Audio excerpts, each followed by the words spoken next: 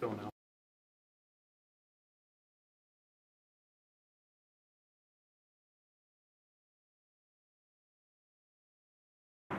At 6 o'clock, I'd like to call the January 26th meeting of the Planning Commission of the Town of Bluffton to order. Can I have a roll call, please?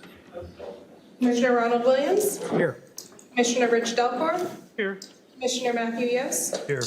Commissioner Charlie Whitmore. Here. Commissioner Kathleen Duncan. Here. Commissioner Amanda Jackson Denmark.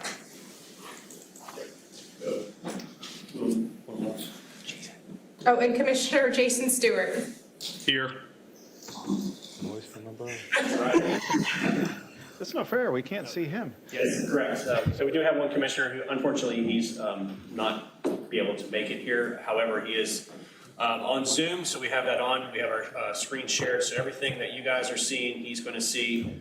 And if you do remember that Town Council did pass an ordinance that does allow for the electronic meetings, and that any commissioners or council members can be electronic and still be considered present. Okay. First, let me start with the notice regarding adjournment. The Planning Commission will not hear new items after 9:30 p.m. unless authorized by a majority vote of the Commission members present. Items which have not been heard before 9:30 may be continued to the next regular meeting or an additional meeting date as determined by the Commission members. Notice regarding public comments. Every member of the public who is recognized to speak shall address the chairman, and in speaking, avoid disrespect to the board or commission, in this case, town staff, and other members of the meeting. State your name and address when speaking for the record, and comments are limited to 3 minutes maximum. And now, may I have a motion for the adoption of the agenda? So moved. May I have a second? Second. All those in favor? Aye. Aye. Opposed? Okay, carries. Now for the minutes, Commissioners, we have 4 different sets of minutes that we're looking to adopt. Staff, I can go ahead and take this as one collective unless somebody wants to pull them out, or do we have to go one by one? If we could just get a motion for each one of them, and when you get to the November 10th, which would be number 3, I do have a correction, which I believe everyone has a copy in front of you. It's on page 2. It's kind of been highlighted. So it's just some additional information that was added. So you could even vote just as provided. As provided, okay. The updated minutes. Let's see.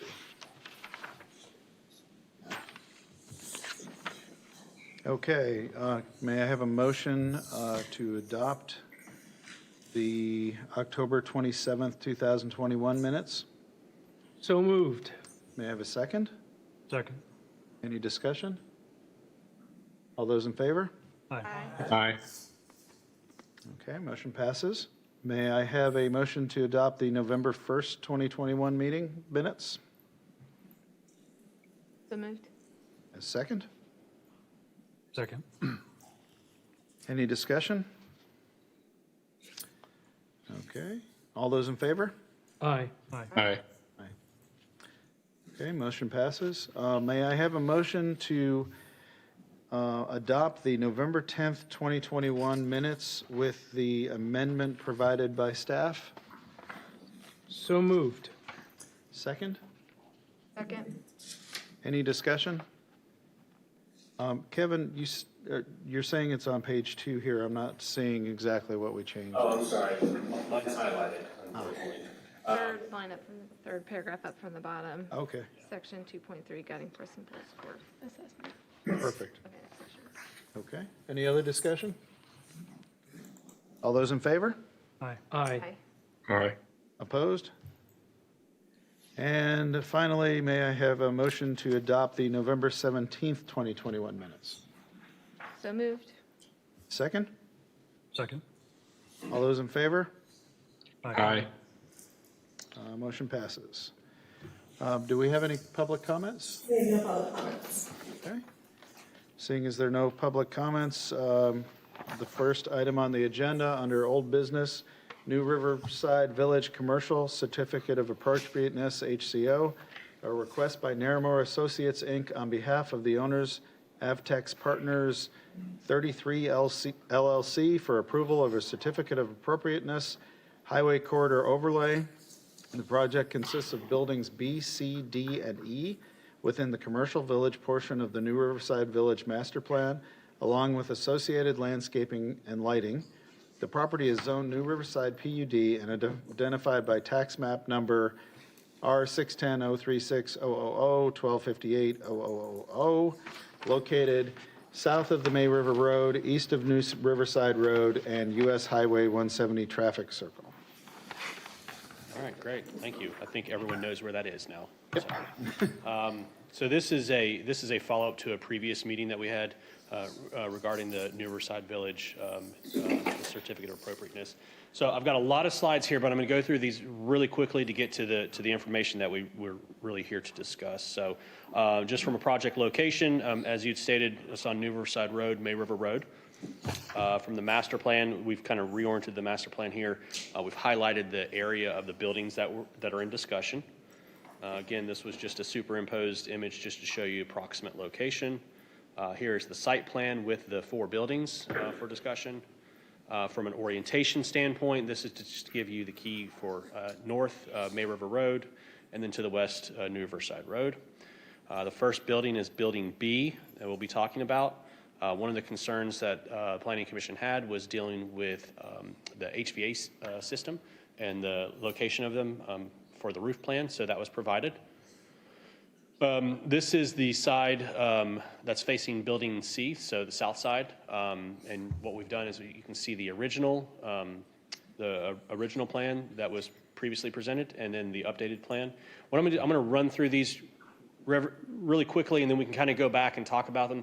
The applicant is here as the architect is here, so that way if there's any questions about specific items, then we can kind of get into them if you have questions about it, okay? So they've changed some of the facade details. This is facing north, which is facing towards May River Road.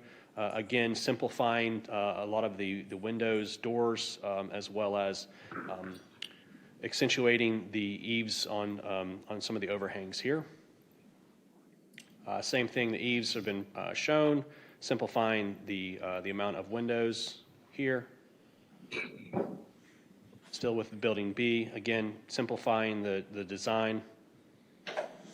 For Building C, really not too much a change with this building. I don't think there was a really big concern from Planning Commission on this one. I think the only true deviation is more of just a line item, but the parapet is still located there. Again, this was that front facade facing the park. On to Building D, and then Building E. Let's see. Building E, some of the items included here where they removed, there were 3 windows above these areas right here. They removed those to simplify it. And then they went from the horizontal design to a more square design for the windows. And this is the side facing that internal road that comes off of New Riverside Road. And this is the side facing Building D. And unfortunately, it looks like somehow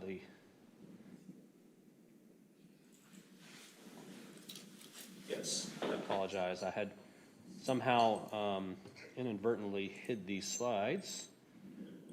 Let me unhide them. And we can talk about Building D, which is the one that had the most questions about it. Okay. We had the floor plan here, very consistent with what was previously shown. Roof detail showing that all of the HVAC systems are going to be screened. Here, you can see that the difference is the design is very similar. However, the applicant actually continued the material across as opposed to having 2 separate materials where it looked as though it was applied Providing that continuation actually just it makes it more simplified. Same thing here where we talked about before, where they've reduced down the windows, the 3 separate panels into one from a consistency purpose. They've simplified, this is the side facing that internal road, which also is facing the apartment complex across the street. Same thing where they've simplified the roof line in the middle. Again, there was a concern of, we went from multiple parapets. This is a little bit more consistent, made simplified, and then reduced some of those openings. This is the side facing building C, or towards the internal park area / pond. Same thing where that roof line has just been continued on, as well as the material under the eaves. And then again for building E, where we just talked about that one. So color materials, I believe, were all consistent. There was one concern regarding one of them. I believe it was the color of the tabby shell, which has been updated.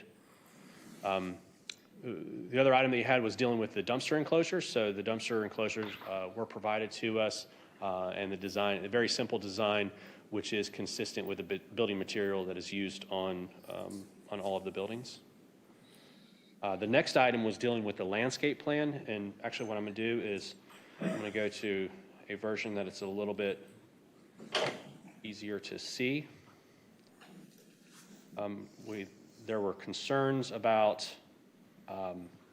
the landscaping adjacent to the buildings.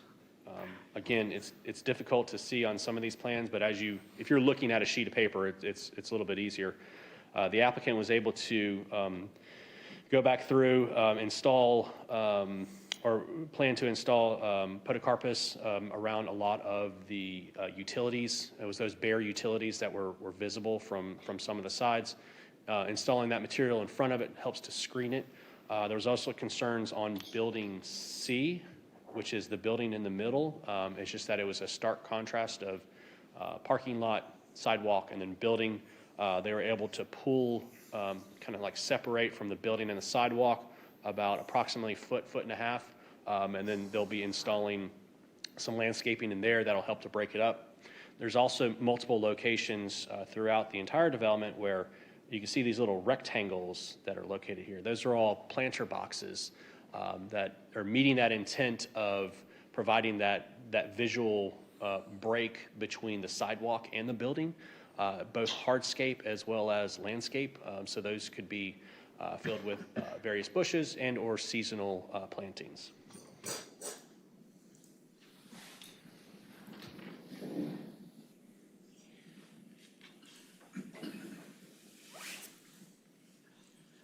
The lighting plan, I'm going to kind of skim through here. There were a few areas where specifically we have some max foot candles. They're exceeding it by like 0.2, I believe was that. And then for the walkways, there's just minor levels that just kind of went just a little bit above, as well as for the parking lot for the minimum, which I believe is 0.6, and they have it listed as 0.5. Those are items that can easily be adjusted. If this moves forward, that can be one of the conditions that you would just bring to make sure that it would just meet the various minimum and maximum requirements of foot candles. The other item, which will be part of your review, is dealing with LED lighting. As you know, we are going off of a code that is, well, it's over 30 years old, and LED lighting was really wasn't even around at that time. So, we brought this to you in the past. We just asked that you find acceptable for the use of LED lighting, even though it's not regulated in the code. I'm not going to go through all these review criteria. These were all provided in the staff report. If you have questions about them, we can go through them. The various items through the UDO, as well as the New Riverside PUD concept plan and the master plan. Your actions this evening are to approve the application with conditions, or to deny the application. So I just wanted to kind of go through some of those staff recommendations that we had back in October. So the first one was dealing with the landscaping, is that the landscape plan must be updated to include that 8-foot foundation planting. Second one was dealing with the lighting, is that the determination to allow for the LED lighting. The next one was dealing with the foot candles. Again, kind of what we talked about is if you so choose, you can condition it so that they're required to make sure that their plans are updated to either meet the minimum or get below the maximum. Some of the other items that we had discussed from an architectural standpoint is the screening wall and dumpster. All that information has been provided by the applicant. I just wanted to show that this was an item that you had requested to be addressed, and they did address it. The color of the tabby stucco, that was provided to us. Some of the other items was the articulation to ensure the changes are done in an authentic manner from the facades of Building B. We had some additional requirements dealing with screening and providing the screening of mechanicals. A lot of those have been addressed through that landscape plan where they're providing the plant material to help screen in front of where the utilities would be located, but still easily accessible for any of the utility companies to service them. And as we always put, signage permits are required separately and are not associated with this certificate of appropriateness.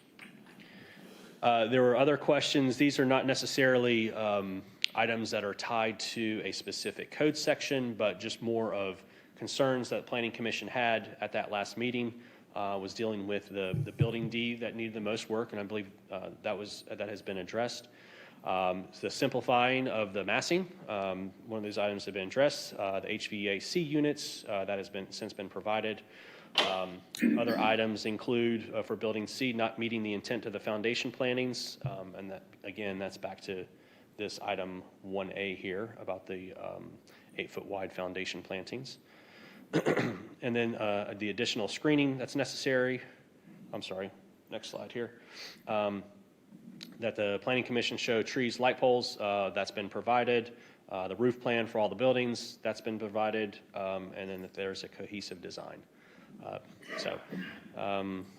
With that, I do have, if you decide to move forward with an approval, this is somewhat jarbled here, but it does make sense if you start to make a motion, and these are some of the conditions that you could potentially choose. So I'm able to answer any questions. The applicant here, if there's architectural items, they could answer any questions as well. Can you go back one slide? I just wanted to, maybe it was 2 slides. Those, the One with the recommendations. motions, yeah. Yeah. That one, yes. Yeah. Yes.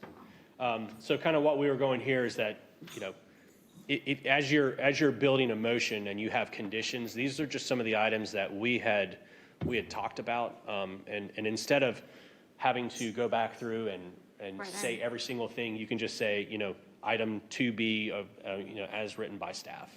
And that way that it picks it up, the motion, and it picks it up as, you know, as we provide that, you know, approval letter with conditions, that it would be specifically stated on there. You want to start?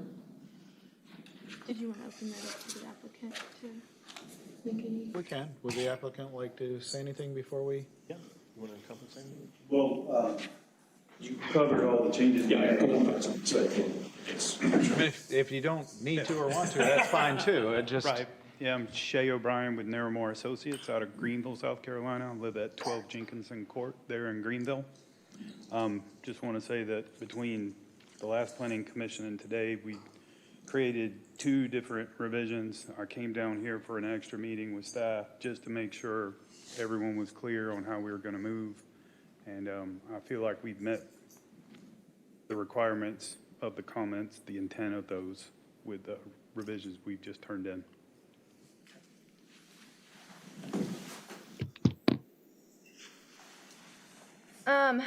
I just want to start by saying, Mr. O'Brien, thank you for taking the time to address those comments with the town. They were noted and appreciated.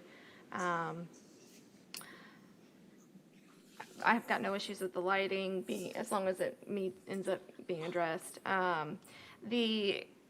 One of the things that I'm still struggling with on this is, and very specifically, it's the points where you're coming into the property, and So you're looking at building D is facing that primary entrance, a portion of that building. I can't remember if that's right or rear or how it's labeled on those elevations.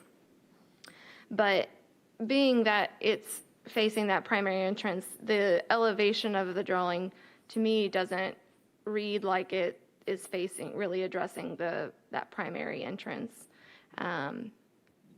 So building B I think, I'm sorry, building E, I take that back. It's building E, which is right up front. Yeah, the vet clinic. So it's treated more like it's the back of house, even though it's the primary entrance, and this is I think, Yeah, so what we tried to do there was create something. This one right here, okay. Right, we were trying to over-articulate what wanted to be a blank facade by the program we were given from the vet's operations. And they have a supplier that kind of, we work from their plan. So, I mean, we just tried to dress up with as many openings and as much articulation as we could on that wall. And we tried to add like that side roof. I know it doesn't help this wall, but we added that to try and create more verticality to it.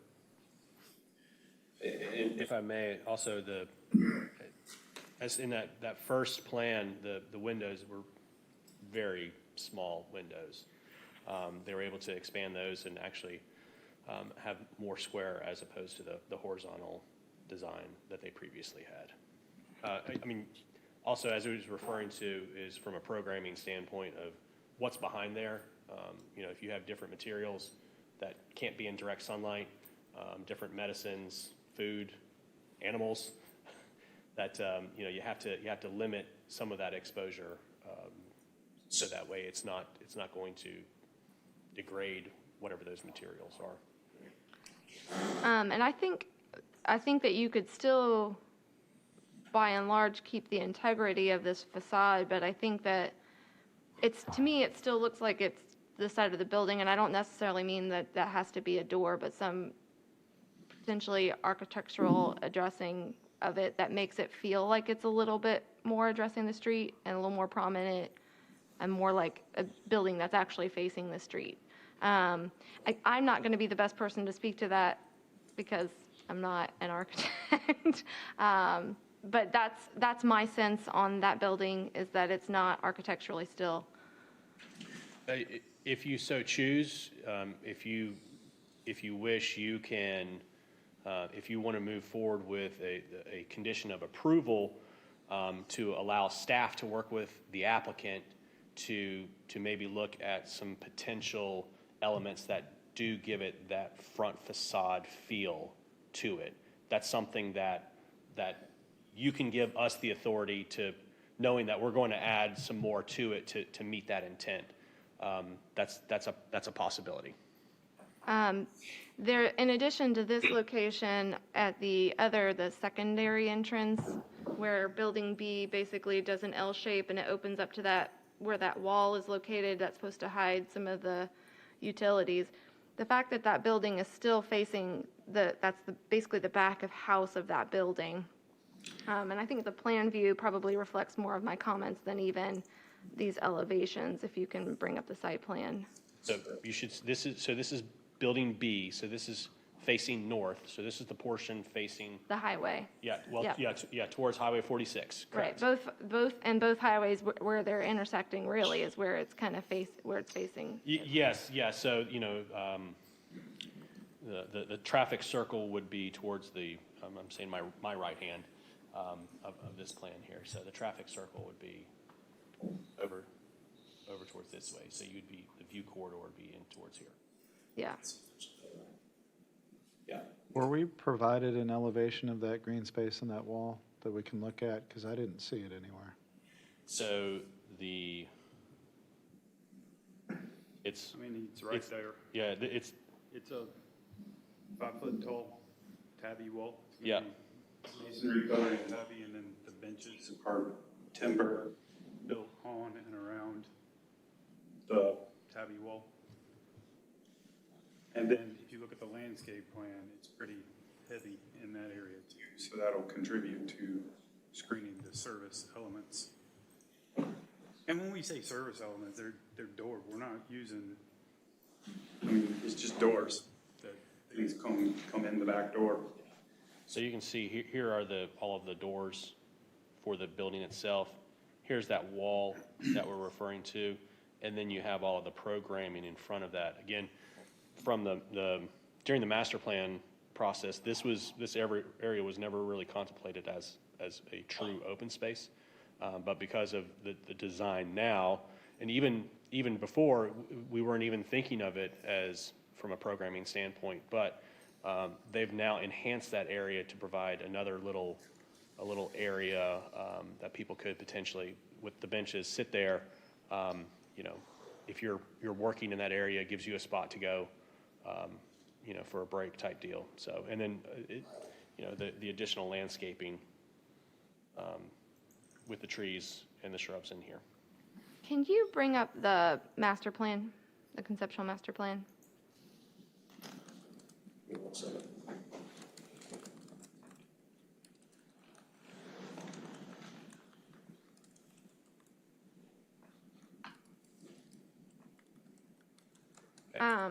And so, and I understand it's basically A and B have kind of been combined and turned. Yep. Yeah. My concern is that you've got this traffic circle up here, you've got a major intersection, you've got a couple of major roads, and that back of house is what faces those two major roadways. And there's really not much in between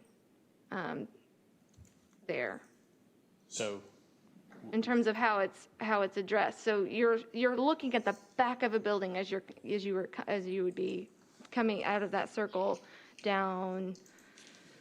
Is that New Riverside? to the west is Yeah. Riverside Road. Now, you also have to remember that, so this entrance here Is a right in, right out. Correct, right in, Correct. right out. So there's no, people will not be turning left into the site. If you're entering, you're more likely, you might be turning here, a few people will turn here to enter the site, and the majority is going to be exiting the site at that location. Still, You are correct. I mean, it was, again. the first thing you see is the back of house. The initial master plan showed for the 5 buildings, and there was an interpretation that allowed for the reduction to the 3 buildings. And then from that, created that, that space, which again, wasn't programmed in. And then just because of that, again, back of house items, because that wouldn't function as the front of the house. So the programming with the screening wall, the benches, and the landscaping kind of just will really mask, and you won't even see that portion of the building except for.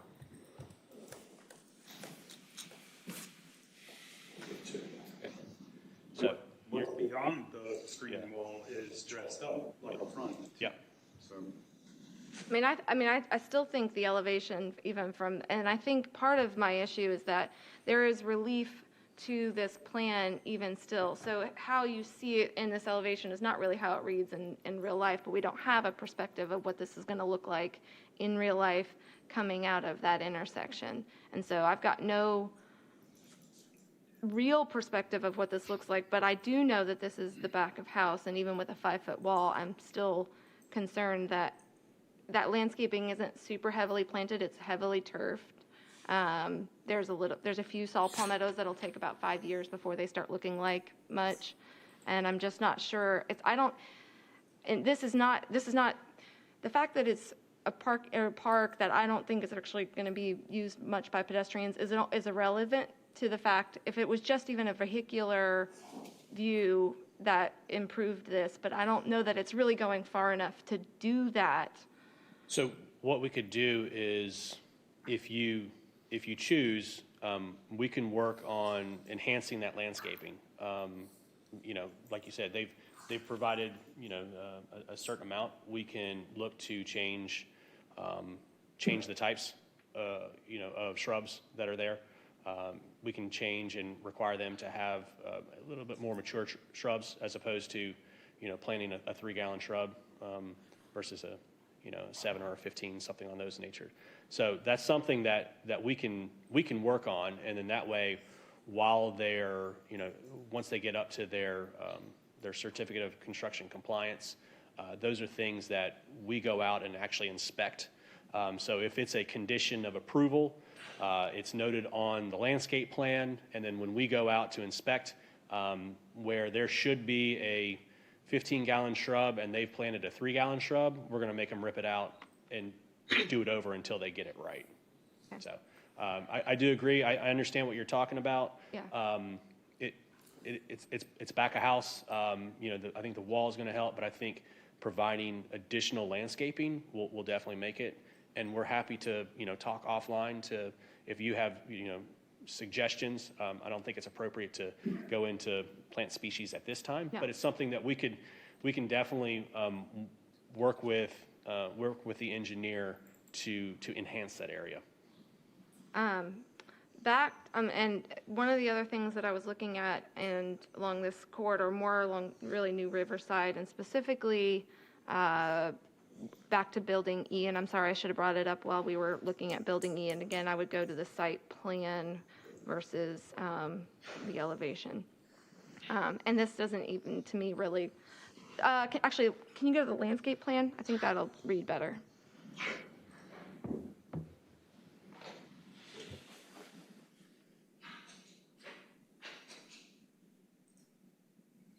So on the side of Building E that faces the street, there's no planting on we'll call it the buffer side, even though it's not in the buffer yet. I can see that along the main corridor, there is some planting that will help from that entrance perspective, and I think that's good, given that there's pathways that seem to not quite coordinate with the landscape, but close, and I'm sure will be worked out. But I still worry that with all of that clearing, and even for the, while those plants are maturing, that portion of the building will still be relatively visible and not, there's just no planting there. What we can do is, there is some additional landscaping that's kind of been programmed up towards the road. We can potentially, bring that around and look at just either, and we'll work with the applicant of either putting it closer to the building or actually installing it in the buffer. And then, we can spread it out in the buffer, and then that way it'll help to soften that. And my other, I think, and last comment is, I appreciate that there has been planting added around Building B. The 7 podocarpus across not Building B, Building C. Across that 150 or so foot length building seems, I think you mean D, don't you? this one here, the one that's between the park. Yeah, Building Yeah, C. Building C. But it's facing New Riverside, and it's got 7 podocarpus and three palms and a tree. It's not very much planting.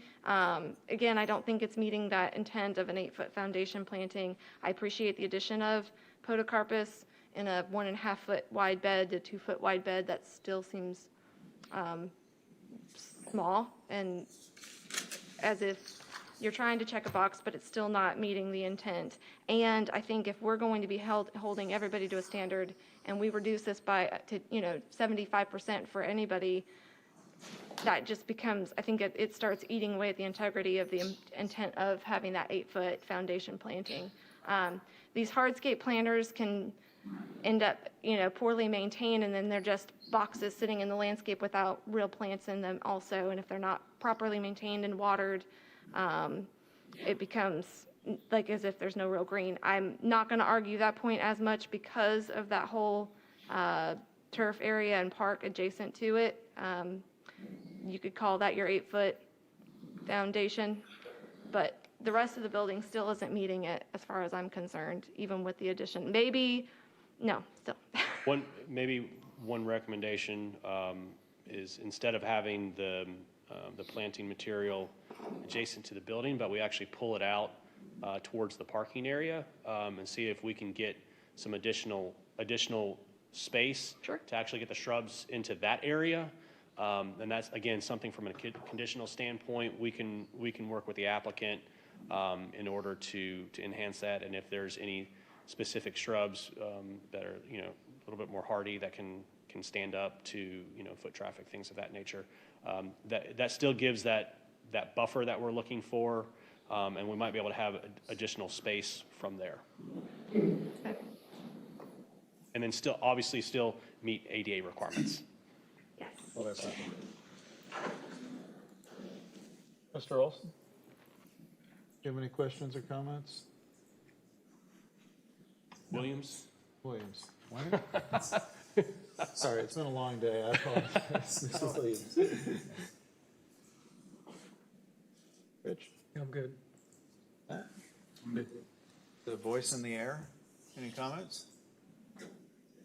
Should call his Josh? name. Mr. Stewart. Jason? Jason? Yeah, I'm- you're way off. Next, you're gonna call me I swear Keith. this is water. Commissioner Stewart? You might be on mute. Jason, did you have any comments? No. Okay. Okay. Yeah, I think if anything, I would agree with Kathleen that, did I get that right? Yes, yes. Good job. That the landscaping might need a little more work and maybe some offline meetings with that. If you're open to making a motion that incorporates your concerns, that might be the best way to approach this if council sees fit. And if I could, I'll just do a quick recap of the ones that I picked up. Kathleen, make sure that for building B is to look to enhance the landscaping around the we'll call it the green space, open space. And then for building E, provide additional landscaping either adjacent to the building or within the buffer to help to lessen the impact. Also for building E is to add additional elements, architectural elements to the side facing the street to help to give it more of a front facade feel to it. And then for building C is to look to adjust the landscaping specifically at the back, removing it from being adjacent to the building and pulling it out more towards the parking space to provide as much landscape area as possible while still being ADA compliant. And then we also had the other items that were listed above, which deal with the LED lights being in the appropriate substitution and the illumination levels as written by staff, the signs, which is 4C, and then I believe that's it. I believe that covers my comments, yes. Could you repeat that? I make a motion to approve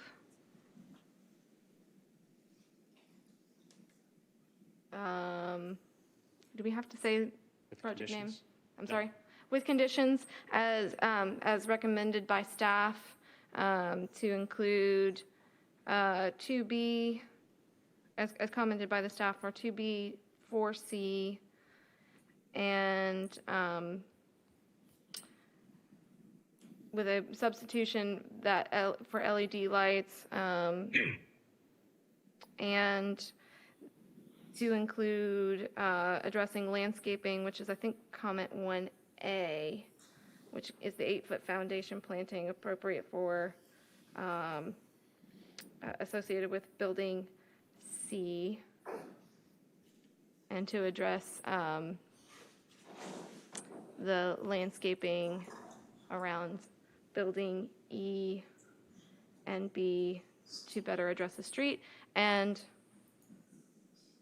address the architecture for building E to better address the street as well. Is that, Yes. shoo. We have a motion. Do we have a second? I'll second.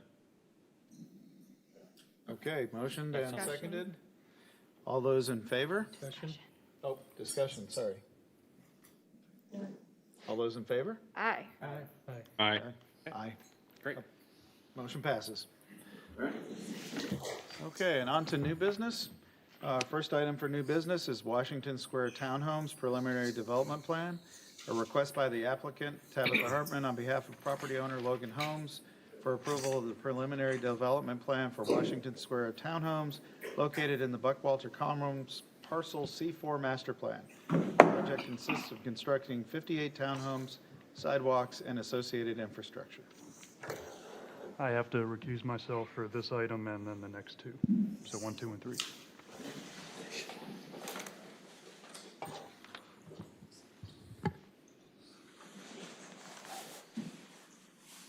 Okay, you read through the applicant request. So I want to give a brief project description and background.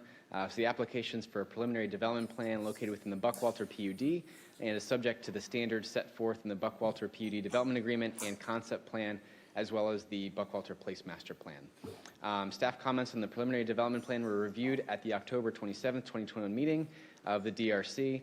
The applicant provided a response to comments and updated exhibits to address those comments provided. To give a brief overview, as far as project location, towards the bottom of the photo is Buckwalter Place, which is Kroger, Publix, and other businesses are located there. The parcel that we're talking about is highlighted in red, which is behind the Low Country Fresh building that's currently in operation in front of it. Here's just a map view of the same. And here's a site plan. So you can see townhomes. They have the roadways that are highlighted in dark gray are more or less alleys, except for some of the main access points. The main road is going to function in front of the main units towards the bottom of the screen that also have on-street parking, sidewalks, and will incorporate landscaping as well. Here are some elevations. We are not reviewing any of the elevations. They were just provided so you could get a sample of what they are going to look like. I'll scroll through these here. That's, both 2, 3 units. Here's another one. Here, I'll go back to this one real quick. And as far as landscaping goes, I'll kind of browse through these here, providing street trees. And they will be providing more landscaping for each unit, but that's more upon the builder and not so much street tree requirements.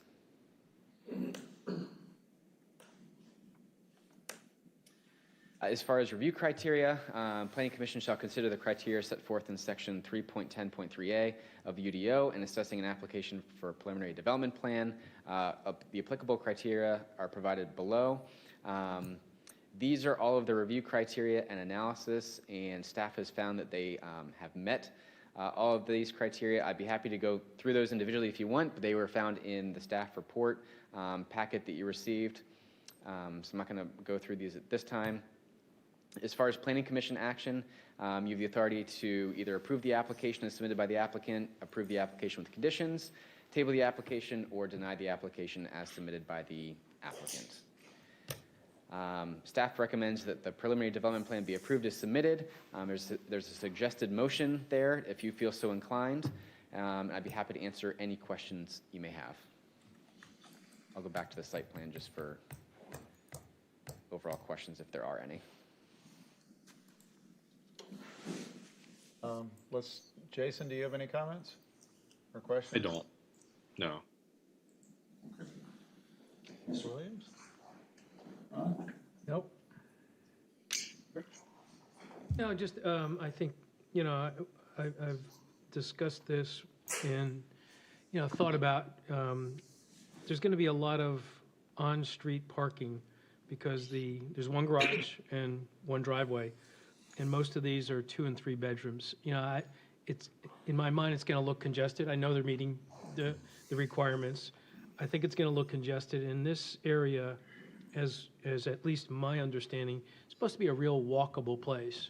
So, you know, I'm not sure there's anything we can do about that. It's just a concern that we're headed down a path where it's going to look very congested with lots of on-street parking.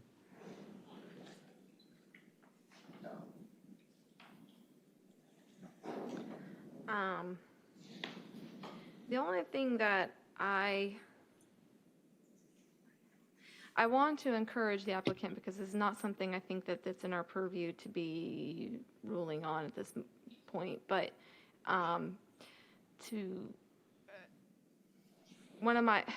the sides of these buildings is not great. It's a very blank facade, and while I can see there are street trees, and obviously there will be foundation plantings that go around these, again, not part of this application, I'm very concerned about how that will be received, and I would much prefer to see the architecture in some way relate to at these corners to the adjacent area and not look like the broadside of a barn. Specifically because this is a high-quality development, and it's going to be a gem for town of Bluffton, and so to have something going in that just looks like it's meeting the bare minimum standards is such a struggle for me personally, and not from like I said, can't put a no on this because of that, but I would just encourage you to think architecturally about how you might be able to give it some additional appeal and interest, and then make sure that you do it right with landscaping, softening up some of the sides of the buildings with something that can fit within the space over time, but also just doesn't make it feel like it's the broadside of the barn. So that's all I wanted to just encourage. The applicant is here if they'd like to say anything, or if you'd like to ask any questions of them. I forgot to note that as well. And with that, what we can do is we can talk with the applicant. We can see if there's any tweaks to it that are in their purview, or in their what they can do with their programming. Yeah. Again, not required. Correct. but just Absolutely. recommended. I understand Yes. that. Yes. And I can add to this, I mean, it's noted on here that it's Logan Homes. If Logan Homes follows what they've done around where I live in Hampton Lake, they actually, in my opinion, in a couple of cases, overindulged in landscaping. But if they could do that, I think it would be a very pleasant project. Thank you, everybody. Dan Kiefer with Whitmer, Jones Kiefer. I'm here to answer questions, and the one question about parking. We actually, the way it's currently designed, there are 2 spaces in the driveways. So we can get 2 cars in the driveway and then 1 in the garage. So that, hopefully that'll address that concern, plus the on-street. The on-street parking is mainly intended for guest parking. And then we'll definitely, as we proceed, this conceptual at this point, definitely work with the applicant, and they're here. Brian is here with Logan, so any other questions they can address. Appreciate that. Something occurred to me as I'm looking at the grayed out streets, and I know they're secondary streets. I see the fire department has approved it, but with that many kind of dead-end roads in there, well, I guess 2 of them won't be dead-end roads when it's done, but the 2 that go back to the dead end, any rationale for that versus a cul-de-sac? Any reason to worry about how they kind of just stop? It's actually, with dealing with the fire marshal, I do know that, they have this, it's 150-foot length. So it's actually acceptable for them if they have to pull in there to just literally just back out, as opposed to the cul-de-sac that a bolt to get a vehicle around that has to be very, very large. It's actually better for them to just be able to back out of the spot and then exit out, as opposed to trying to turn around. Thank you. I'd like to entertain a motion.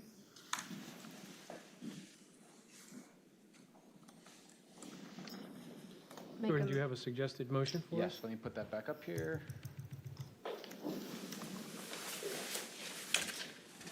But you can always, amend this to, with conditions of what was discussed, and not really conditions, because we can't make them do that, but with suggestions of this. Make a motion to approve the application as submitted by the applicant with the recommendation that they give consideration to the sides of these buildings, not between the buildings, just for the record, where they're stacked one on top, but specifically on the ends. Have a motion, do we have a second? Second. I'll second. Any discussion? All those in favor? Aye. Aye. Aye. Opposed? Motion carries. Okay, and moving on in new business to Parcel 9B and 9C New Riverside Initial Master Plan. A request by Michael Hughes of Thomas and Hutton on behalf of Pritchard Farm LLC for approval of an initial master plan for the subject property comprised of 3 parcels identified by the tax, do I have to read the tax numbers? Right there. No, you don't. As shown in your packet. As shown in the packet, commonly referred to as parcels 9B and 9C of New Riverside PUD. All right, thank you. Want to give a brief project location overview. So left side of your screen, that's a map view. Parcels are outlined in red. You can see the same thing. That's an aerial view on the right-hand side of your screen. Old Palmetto Bluff is running, north to south as this lays out, with New Riverside kind of bordering the Palmetto Bluff Road to the south of the project. The application's for an initial master plan located in the Riverside PUD and is subject to the standards set forth in the New Riverside PUD Development Agreement and Concept Plan.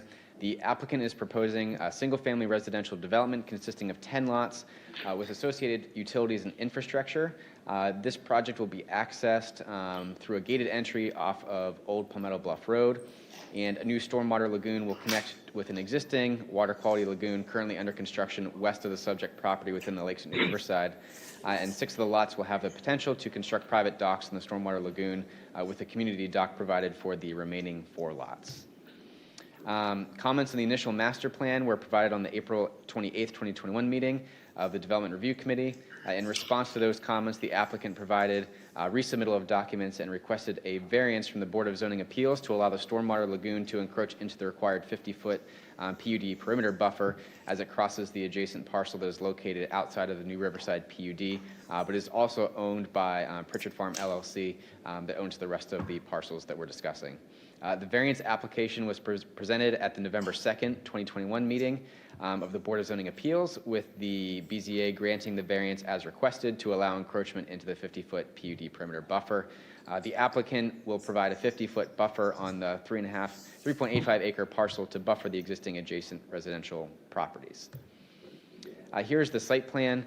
The area that we were talking about for the buffer, if you can see my mouse, this square right here is actually in part of unincorporated Beaufort County. As required, the PUD perimeter buffer would have to go all the way around that and back down, thus not allowing the connection of that stormwater lagoon. They are proposing to install a 50-foot buffer on the south end of that parcel, thus meeting the intent of the PUD perimeter buffer requirement, since they're all the same landowners. Here you can see the access off of Old Palmetto Bluff Road. With the 10 residential lots. They do also have emergency access going here to the north that will be restricted and just for emergency access use as a second connection. As far as review criteria, Planning Commission is required to consider the criteria set forth in Section 3.93 of the UDO in assessing an application for an initial master plan. The criteria are provided here on this slide. Staff has found that they met all the criteria. I can go through each one individually if you so desire, but they were provided in the staff report for this project. As far as actions that you can take, you can recommend approval of the application as submitted by the applicant, recommend approval of the application with conditions, table the application, or recommend denial of the application. And there's a recommended motion below if you so choose to make that motion. Be happy to answer any questions you may have. And just to clarify, we are providing a recommendation to council who makes the final decision. That's correct. The applicant's also here. If you have any questions you'd like to ask of them, They are also here as well. Also, the letters that I handed out to you before were from the applicant. Unfortunately, they weren't able to make it. He wanted to send his regrets and condolences that he wasn't able to attend because he has to be out of state, but wanted to let you know because he respects your time and opinions. The owner, sorry. We can pause it until he comes back. It's 3 parcels all owned by the same person, one just happens to be in the county. Correct. Okay, and instead of going through the rigmarole of trying to get that parcel in the county into the town, this is another way around it. Well, And this, I'm yeah, not saying this, in a and bad that was, what the Board of Zoning Appeals also, ruled upon of granting the variance because, yes, they could have been annexed in, but that's a long, arduous process with, no guarantees by any means. And that's the way they ruled on that as well. The only question I would have related to this is, could they then take that county parcel and get approved to do something else on it at a future date? Is that feasible, or because it's wrapped into the master plan, it's not? Or am I even asking a question that makes sense? It does make sense. As it's shown, they plan to connect the stormwater lagoon in there, and that's going to take the majority of that parcel then with the buffer. So they don't show any development being there. I don't have a full answer to be able to answer your question. I can certainly circle back. I wish I'd thought of it yesterday. Yes. There were several I wish I'd thought of yesterday. I'm assuming and I don't have the zoning designation in the county, but I'm assuming it's one of the very rural designations, which allows for, 1 unit for every 3 acres. So if anything were to be developed, you're talking about 1 house. It's like, how big is that parcel? Do we know? Mike, I think it's 3.5 acres. I can't possibly consider something being done there in the future, but, I mean, if the applicant wants to talk to that, I'd be curious to hear. And how's that property to the south of that being utilized? So this one that's shown right down here, The one to the left of it, that's right adjacent to the here? out parcel, yeah. so that's in the county that's owned by a one different property owner altogether. Yeah. It's currently occupied. I believe it's an open field. I don't know if there's a horse stable there It's or just anything. it's a single-family residence? Yep. Okay. Yeah. All of these parcels down below here are all single-family residential. Okay. And they've all been notified, right? Correct. They were notified both of the variance and then of this. And the existing condition, obviously, it's a bunch of trees, so then that's going to open up at some point so that they're going to have some visibility. They'll have a little bit of borrowed view. For which one? I'm sorry. Which one are you talking From about? those properties to the south, as that lagoon comes out. Yeah, and there's is still the put in. 50-foot, buffer, and some other Substantial, landscaping and trees yeah. and everything like that. So they may. And is this stormwater pond expansion, is this title? I think we'll actually have. No, okay, thank you. Applicant come up and answer that one. I was getting a head shake from the back, thank you. John Paul Moore with Thomas and Hutton. Hi. No, it is not title. Okay. Appreciate that.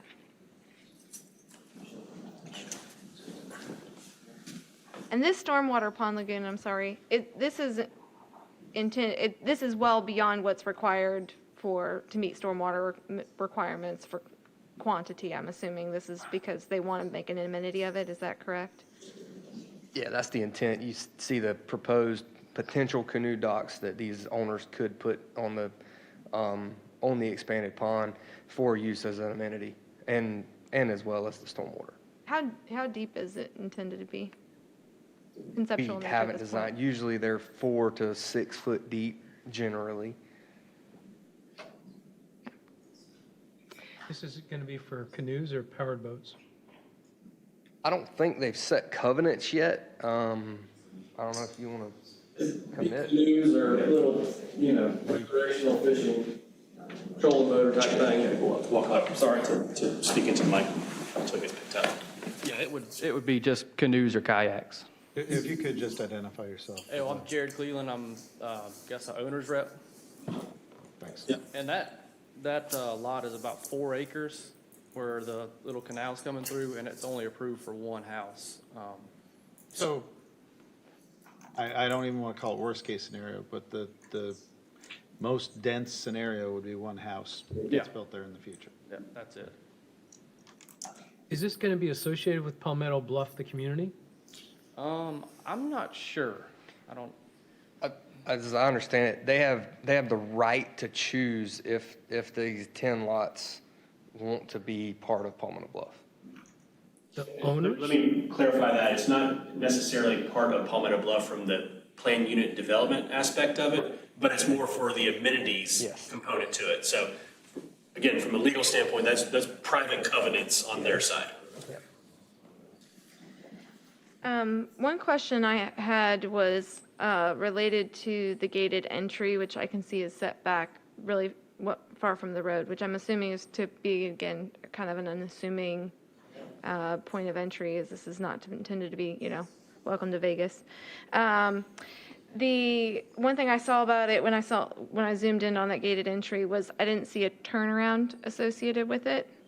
So if you got there and you didn't have your key code or needed to turn around in any capacity, I didn't see an option for being able to do that. yeah, that's a good point. We can We're add that. also we're crossing a little wetland pinch point there, so that's another reason it's pushed back the way it is. Okay, okay. But yeah, we can look at that further. The other thought I had, this is just me looking at a recommendation, or a thought that I would posture for you that you may take or leave at your will, because it's not a requirement by any stretch of the imagination.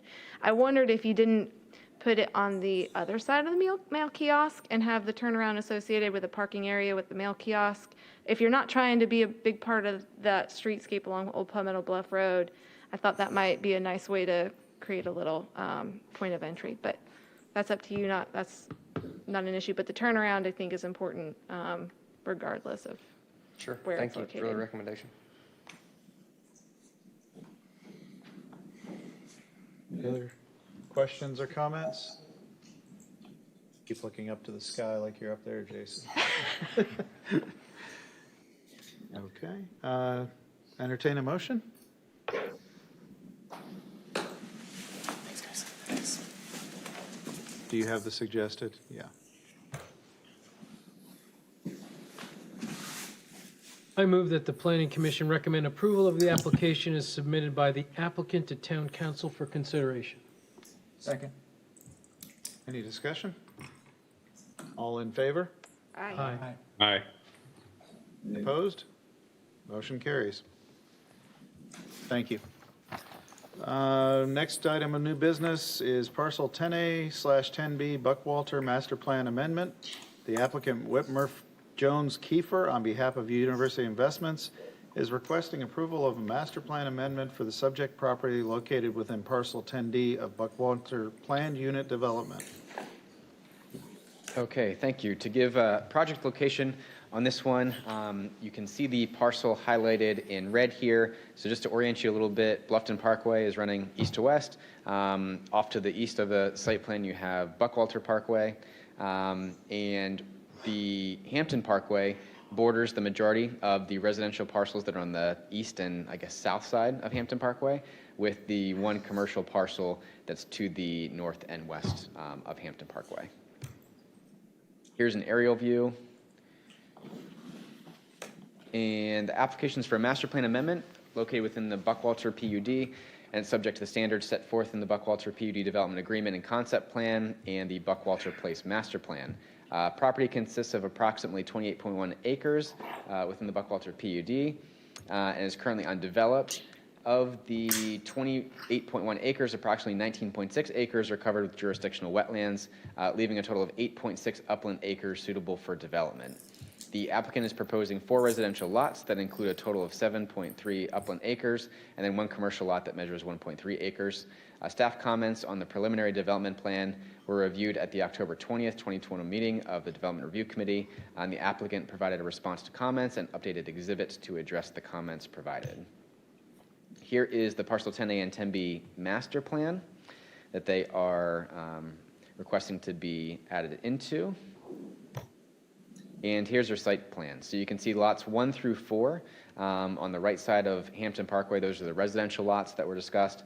And lot 5 is the commercial lot to the left side of Hampton Parkway.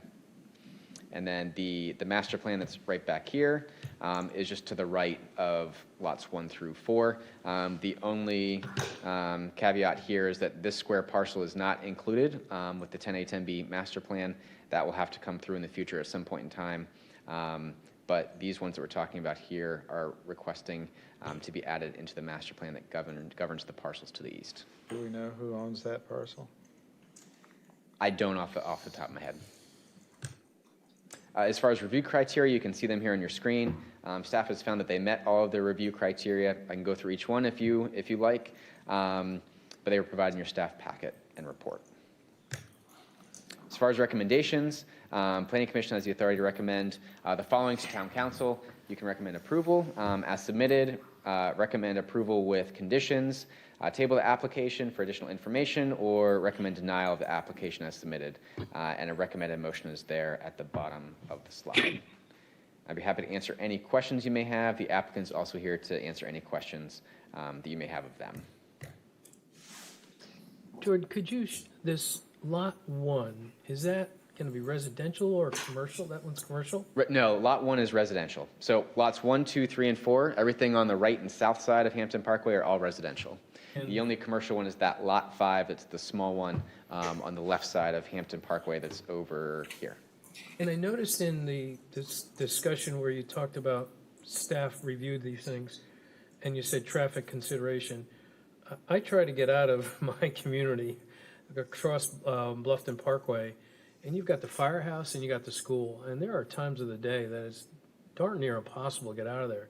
So can you say a little bit more about the traffic consideration that you've done? If that's, I don't know what's going to be planned there for commercial. Sure. As far as traffic considerations, the meetings that we've had with them, nothing is warranted really at this time in terms of the size and scope of the traffic that's going to be generated. For single-family residential lots is a relatively low trip generation. You know, some of the ideas that have been kicked around, we're not talking about a restaurant or a high trip generation user. So there's not really any concern from us. It's not going to be a Starbucks. No. Well, I can't say that because I don't own the property. But as far as what we've seen, maybe the applicant can speak better to this a little bit. But we, as town staff, don't have any concerns as far as that access point at this point in time. As far as the traffic with the firehouse and the school. Correct. What are the commercial uses that are allowed there? That is, it's a general commercial, which allows for hundreds of different types of uses, but it's consistent with what's allowed outside or in front of Hampton Lake. Again, not knowing full programming of the applicant's intentions, but it's that general commercial designation. We also have to remember from a location standpoint, it's not a very high visible location, so the likelihood of uses that need that visibility, it lessens. So it's more of, what we would refer to like back of the house operations that don't have a lot of foot traffic that would come into them. Well, let me, and I don't disagree with you. I'm not challenging you. But I've often wondered when I'm sitting in the traffic trying to get out of my community, and there's a line of cars that comes from the school down Hampton Parkway, what happens when a fire truck has to get out of there? They'll get out. They'll just go up the other side of the road. Yeah. Which one? Yeah. If all the cars on the right side, they'll just go up the left side the wrong way. Yeah. I asked those questions when they were trying to connect St. Gregory over by the main fire station. Yeah, that's true too. That's another one. Yeah. So asked and answered. Got it. And I would say, I mean, if and this is just kind of a general question to put us at ease, if, let's say, which it probably wouldn't even fit on the lot, if they came back and wanted to put a convenience store at that point in time, there'd have to be a traffic study, it'd have to be properly mitigated, decided, and all that, correct? So we're kind of helicopter view right now. Correct. Yep. And is it allowed to have commercial right now? Well, I mean, if it's not part of, rolled into? Well, it has to be part of a master plan, and that's kind of the reason why we're here this evening, and it's an amendment to it, because it's such a small parcel of land, it didn't have enough to meet its own master plan. That's why they're attaching it to that existing parcel 10A, 10B master plan. So again, this amendment does not change any of the previous requirements for 10A, 10B. It's just provides the programming for these 5 lots. And multifamily would not be allowed across the street, correct? Lots 1 through 4? No. Okay. It's only single-family residential? Those are, well, single-family residential is allowed there.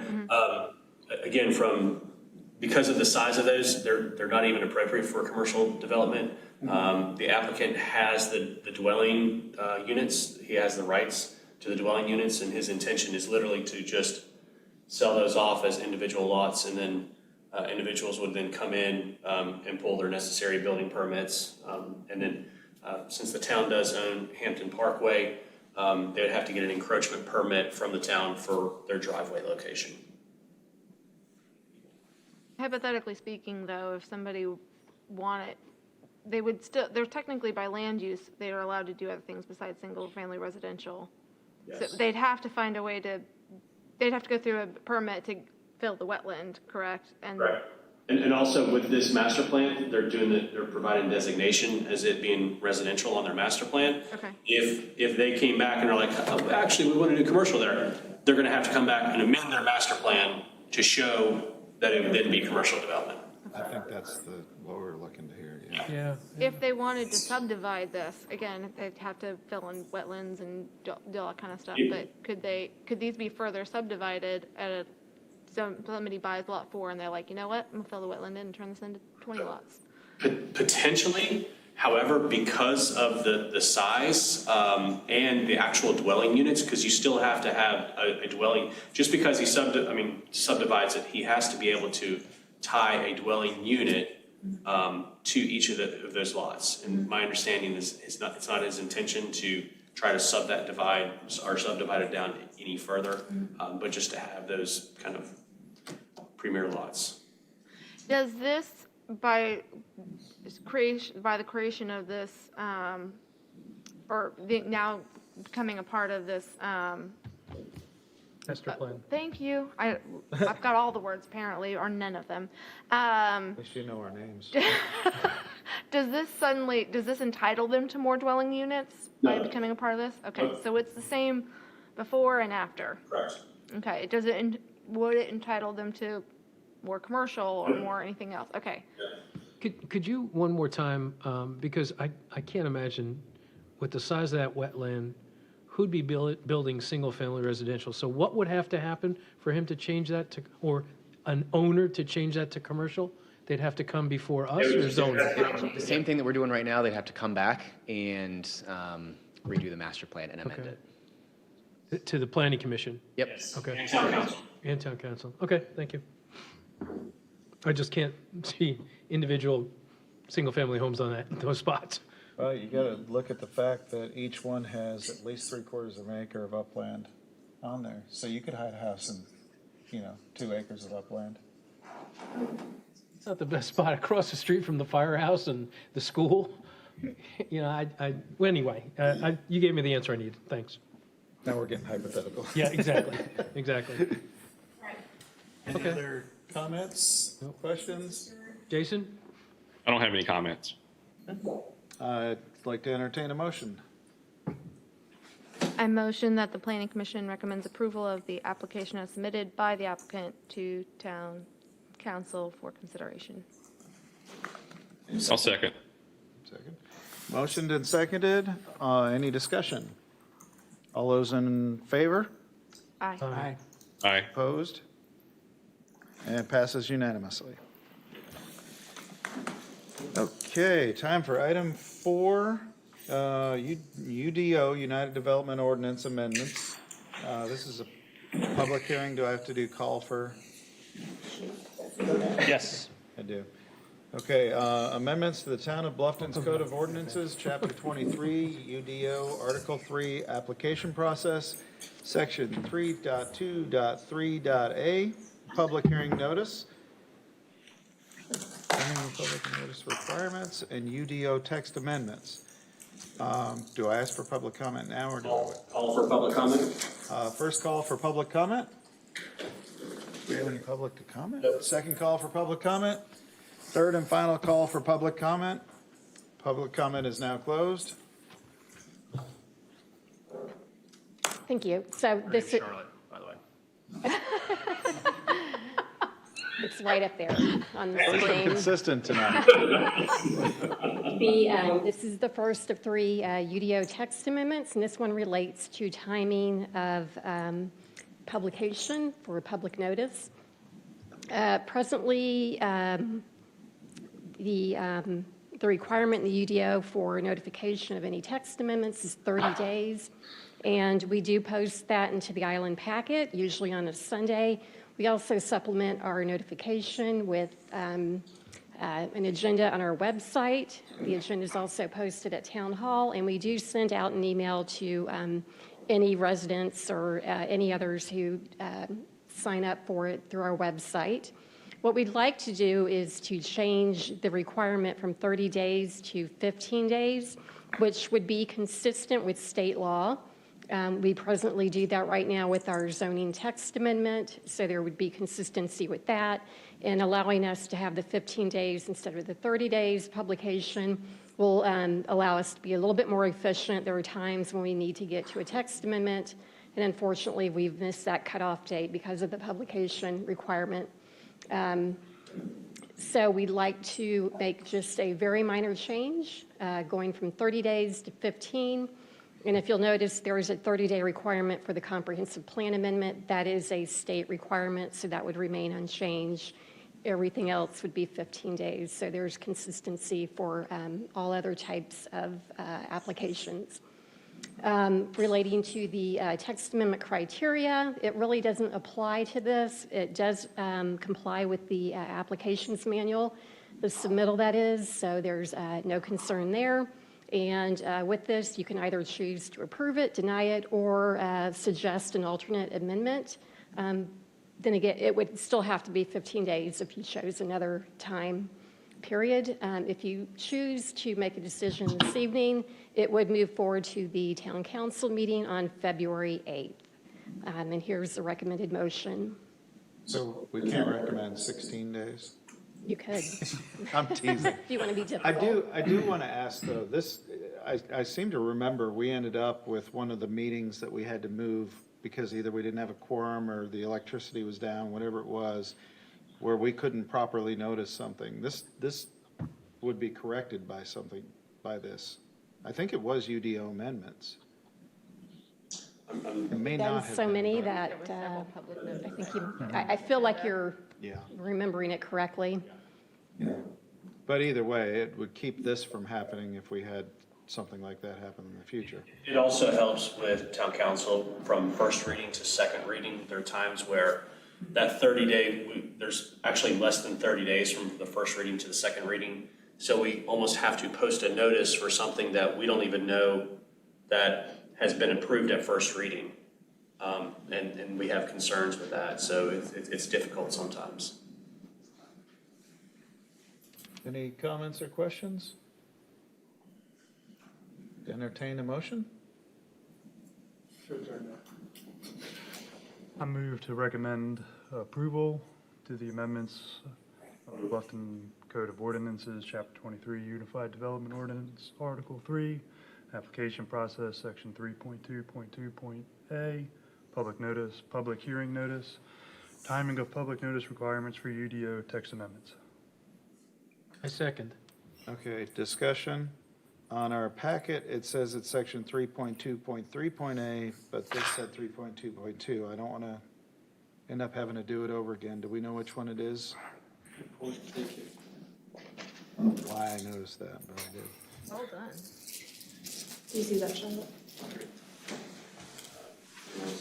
Oh, yeah, I do. Sorry. I'm sorry, I just know we're going to have to amend it if it is supposed to be 3.2.3. Good catch. I'm trying to make up for the name thing. Staff report says it's 3.2.2.a, like the recommendation Is- is. 3.2.3.a. Okay, so I'm entertain an amendment to the motion. I need somebody A to. second, No, I need somebody to amend the motion Oh, to I- section 3.2.3. a motion to amend the motion to reflect section 3.2.3.a. Second. Second. Okay. Although, discussion on anything, all those in favor of the amendment to the original motion? Aye. Aye. Aye. Opposed? The amendment to the motion passes.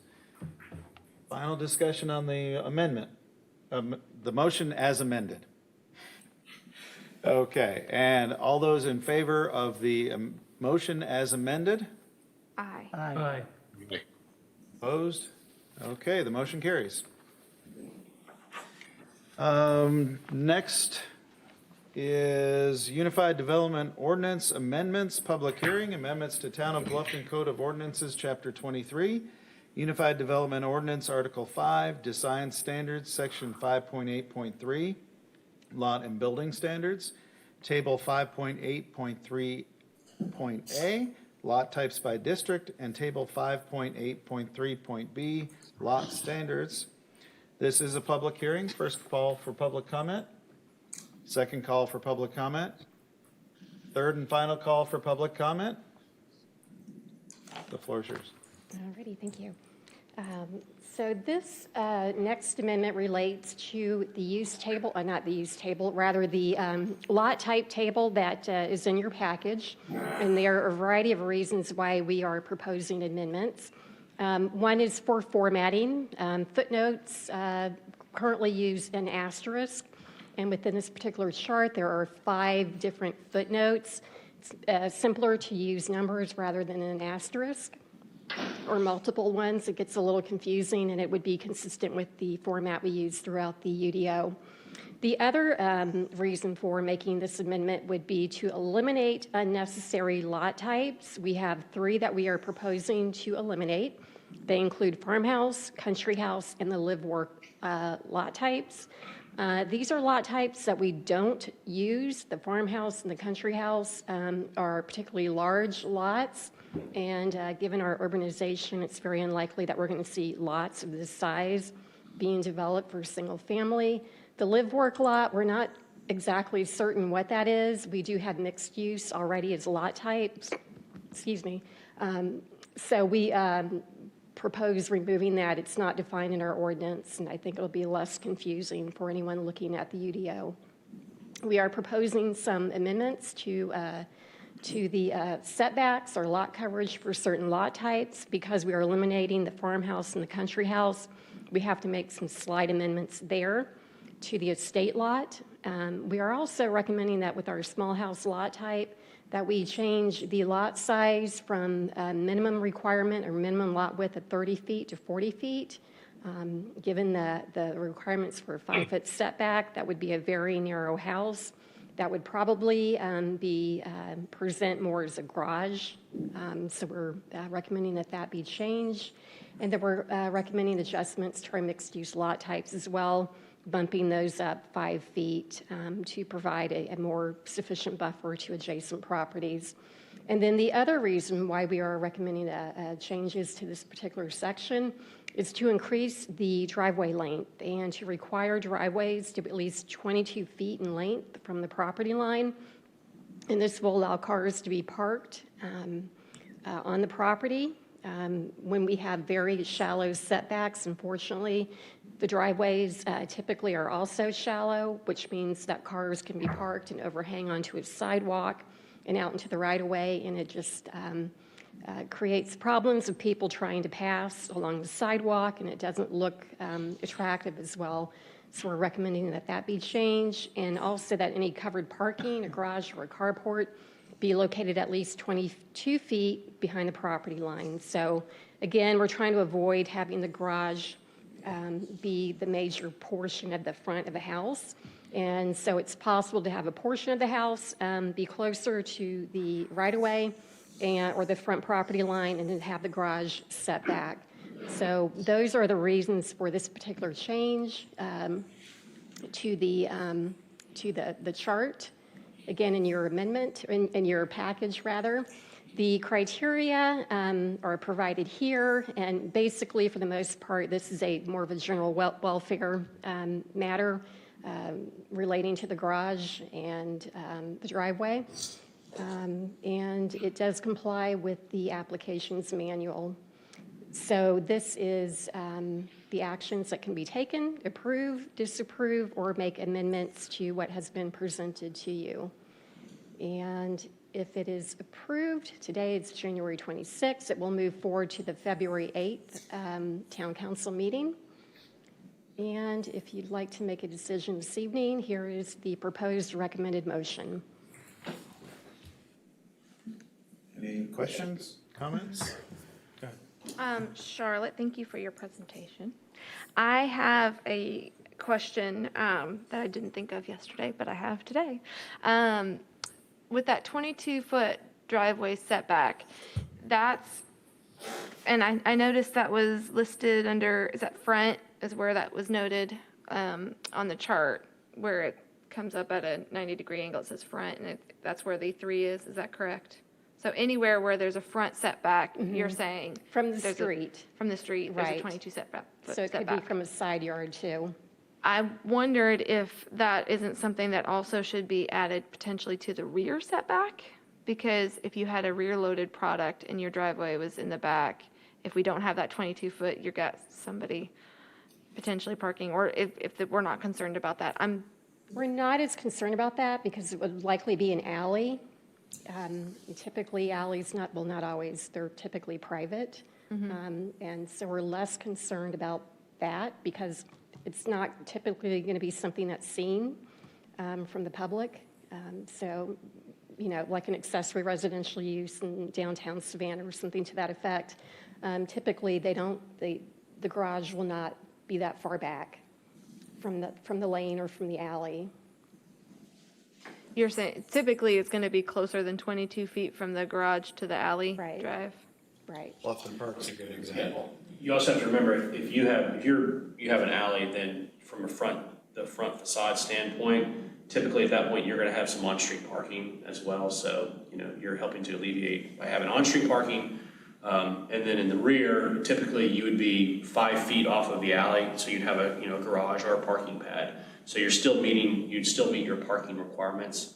I know most alleys I see, people actually will park sideways across their little pad area of their garage. So again, the intent is for the front facade where the sidewalks are located, so you're not encroaching over sidewalks where the majority of people are walking. So that's what we're going for. Okay. Does it address the sidewalk anywhere in this? Or is it just the 22 feet makes it so that? It's from the property line, so the sidewalk would Okay. be outside of it. My only comment, and we talked about this yesterday, but obviously not everybody had the benefit of our conversation. One of my concerns that I brought up in the combination of the farmhouse lot and the country house lot under the estate lot. Can you pull up that chart while she's? Sure. Oh, yes, because while I'm looking at it, you're not necessarily. Should be under yeah, there it is.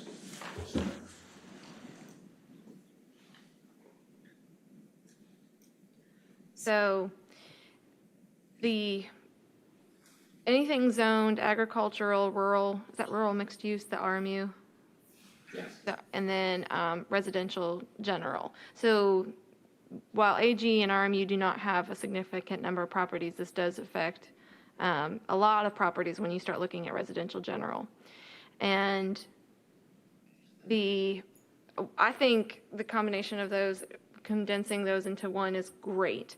My concern is that for anybody that has a property that is classified under that estate lot where they could have had 50% coverage previously, their value is essentially diminished by now only allowing a 40% coverage. If you were, say you had just divided these properties, or you were intending to divide the property and you knew that you could sell a 3,000 square foot home on there before and that was 50%. Well, now they can only have a I'm not going to do the math, well, say a 2,600 square foot home, that influences their bottom line of what they could make off of that property. And so I'm saying that potentially in order to not affect those properties, that we keep that number at 50%, might recommend keeping that number at 50%, alternatively to then dropping it to 40%.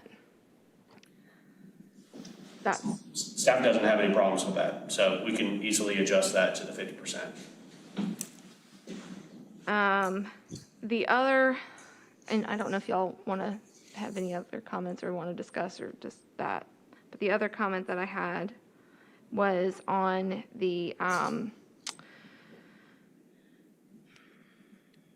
small house lot where they change from 30 foot to a 40-foot minimum. You just went past it. Keep going. Right there. There we go. I'm sorry.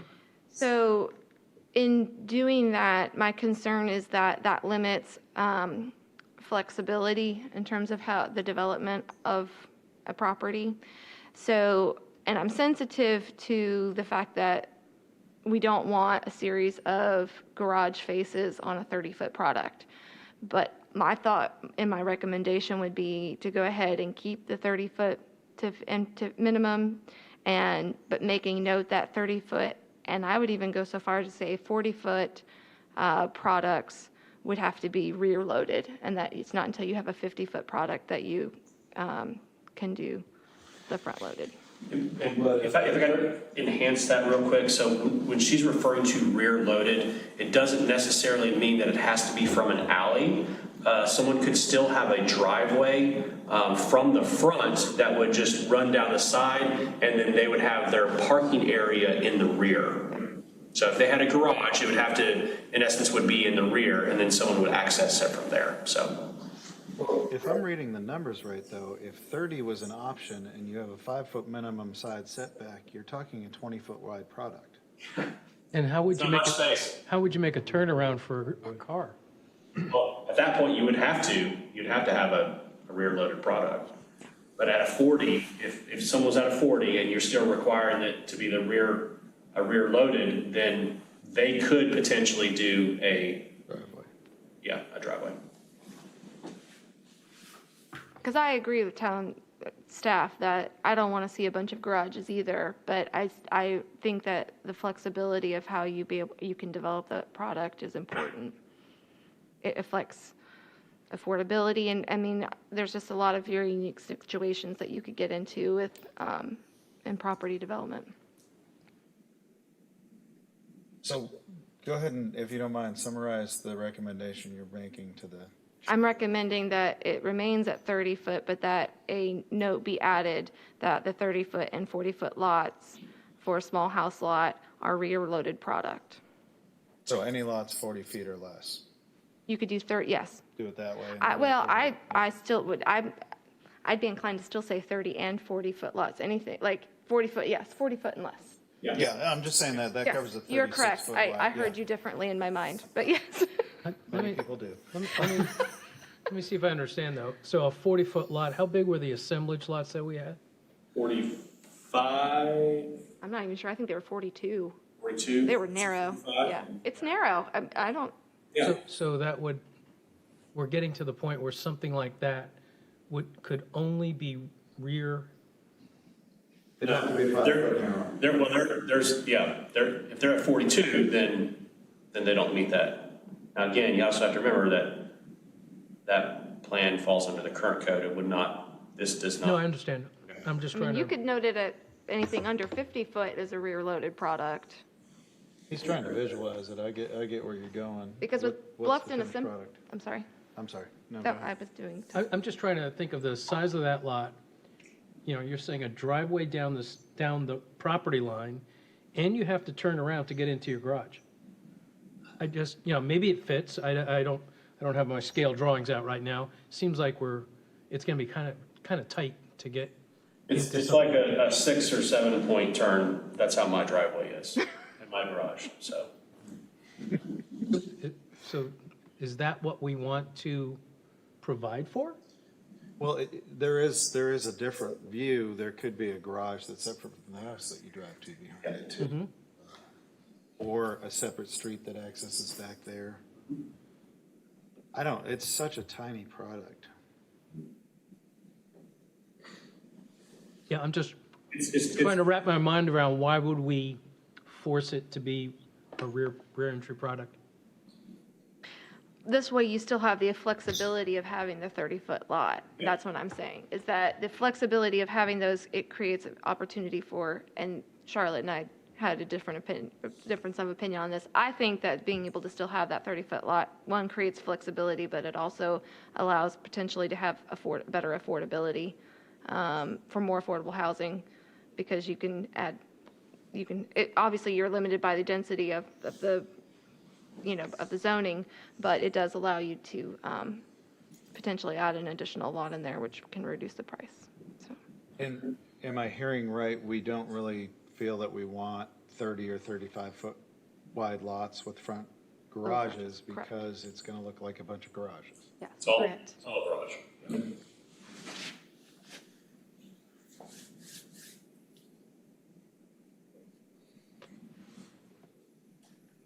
Anything else? Anybody else? Voice in the sky? I don't have anything else. Like to entertain a motion?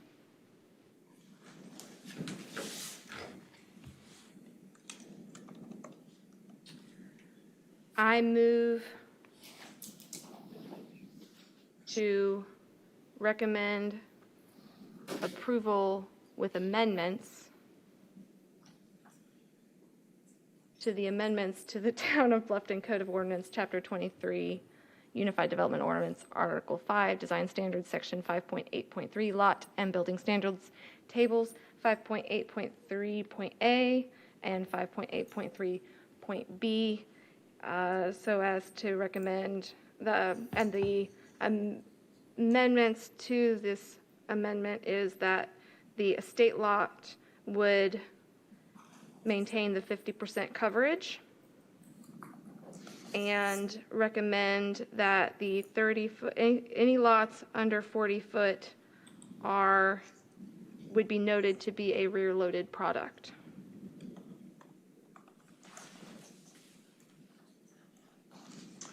Do we have a second? Second. Discussion. I'm curious how commission members feel on the amendments. I was comfortable with the proposal from staff, so, you know, I'm not sure I agree with the amendments. Nor I.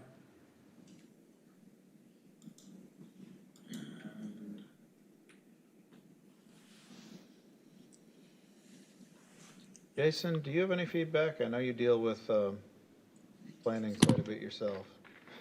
I'm comfortable with the amendment itself.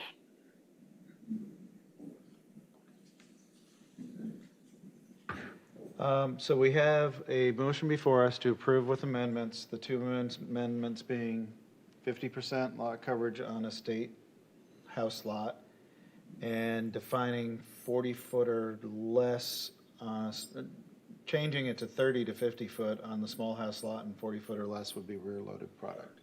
Yeah, not changing it from the 30-foot, but just noting that it's Leaving it. anything under 40-foot is a rear-loaded product. Okay, so on that motion with the amendments, all in favor? Aye. Aye. Aye. Opposed? Nay? Nay. Okay, motion carries 4-2 if I counted correct, which knowing my name saying today. Okay, we have Unified Development Ordinances Amendments, public hearing.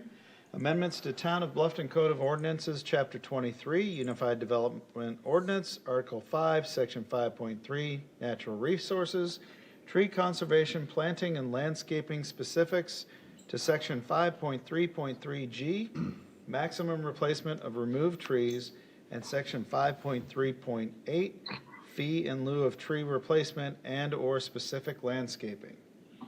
This is a public hearing. First call for public comment. Second call for public comment. Third and final call for public comment. Alrighty.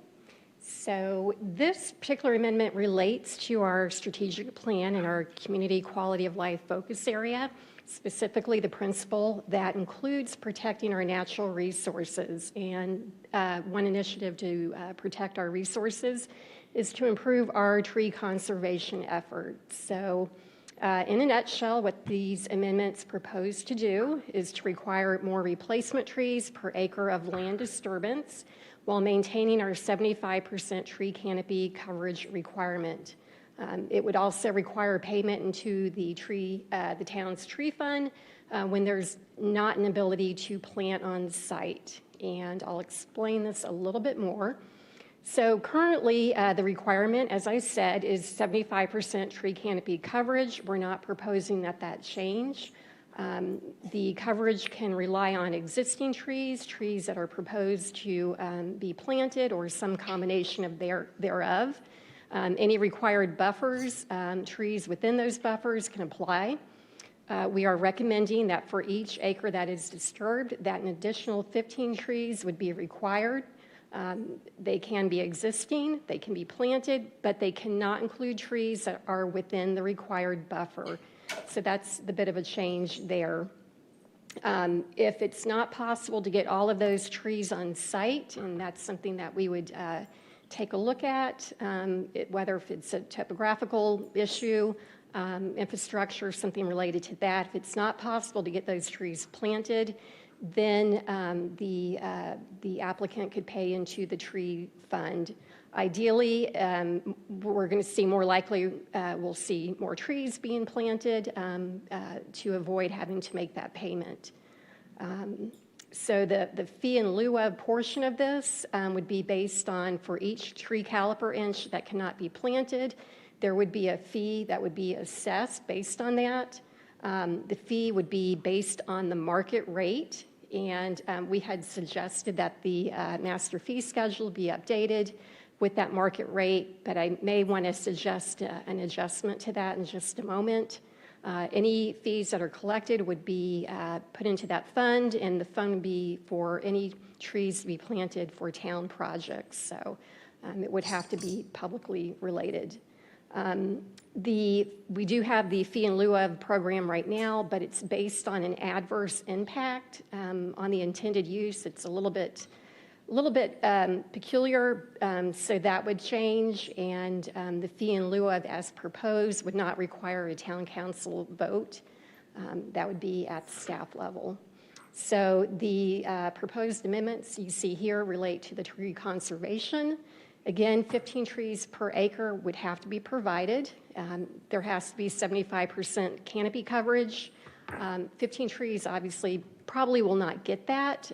So more likely we're going to see more retention of trees and potentially more planting of trees than we currently require right now. Again, if we cannot, if there's some reason those 15 trees can't be planted, then there would be a payment requirement into the tree fund. And then the fee in lieu of amendment that you see here, it's based on caliper inch, and it should be based on the market rate. And I looked at this again before the meeting, and I think it may be best, instead of saying updated periodically in the town's master fee schedule, that perhaps it should say the fee is based on market rate, period, and then any collected fees shall be deposited. And then that way we can make the adjustments as needed without having to update the master fee schedule.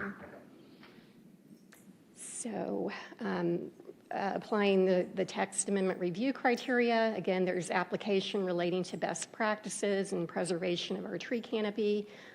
Trees provide a lot of benefits, including improving air quality, providing shade, and reducing stormwater runoff. This does comply with the applications manual.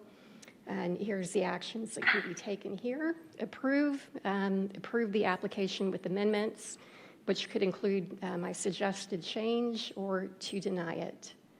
And again, if this is approved tonight, it'll move on to the February 8th Town Council meeting, and then a final reading on March 8th. Here is the proposed recommendation. Of course, that doesn't include my suggestion, but it could, or an alternate one. You got the wrong, you copied over the wrong. I copied the wrong one again. My apologies. And I can update that.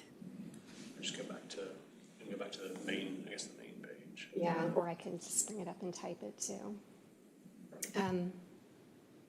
How do you determine market rate? Who does that?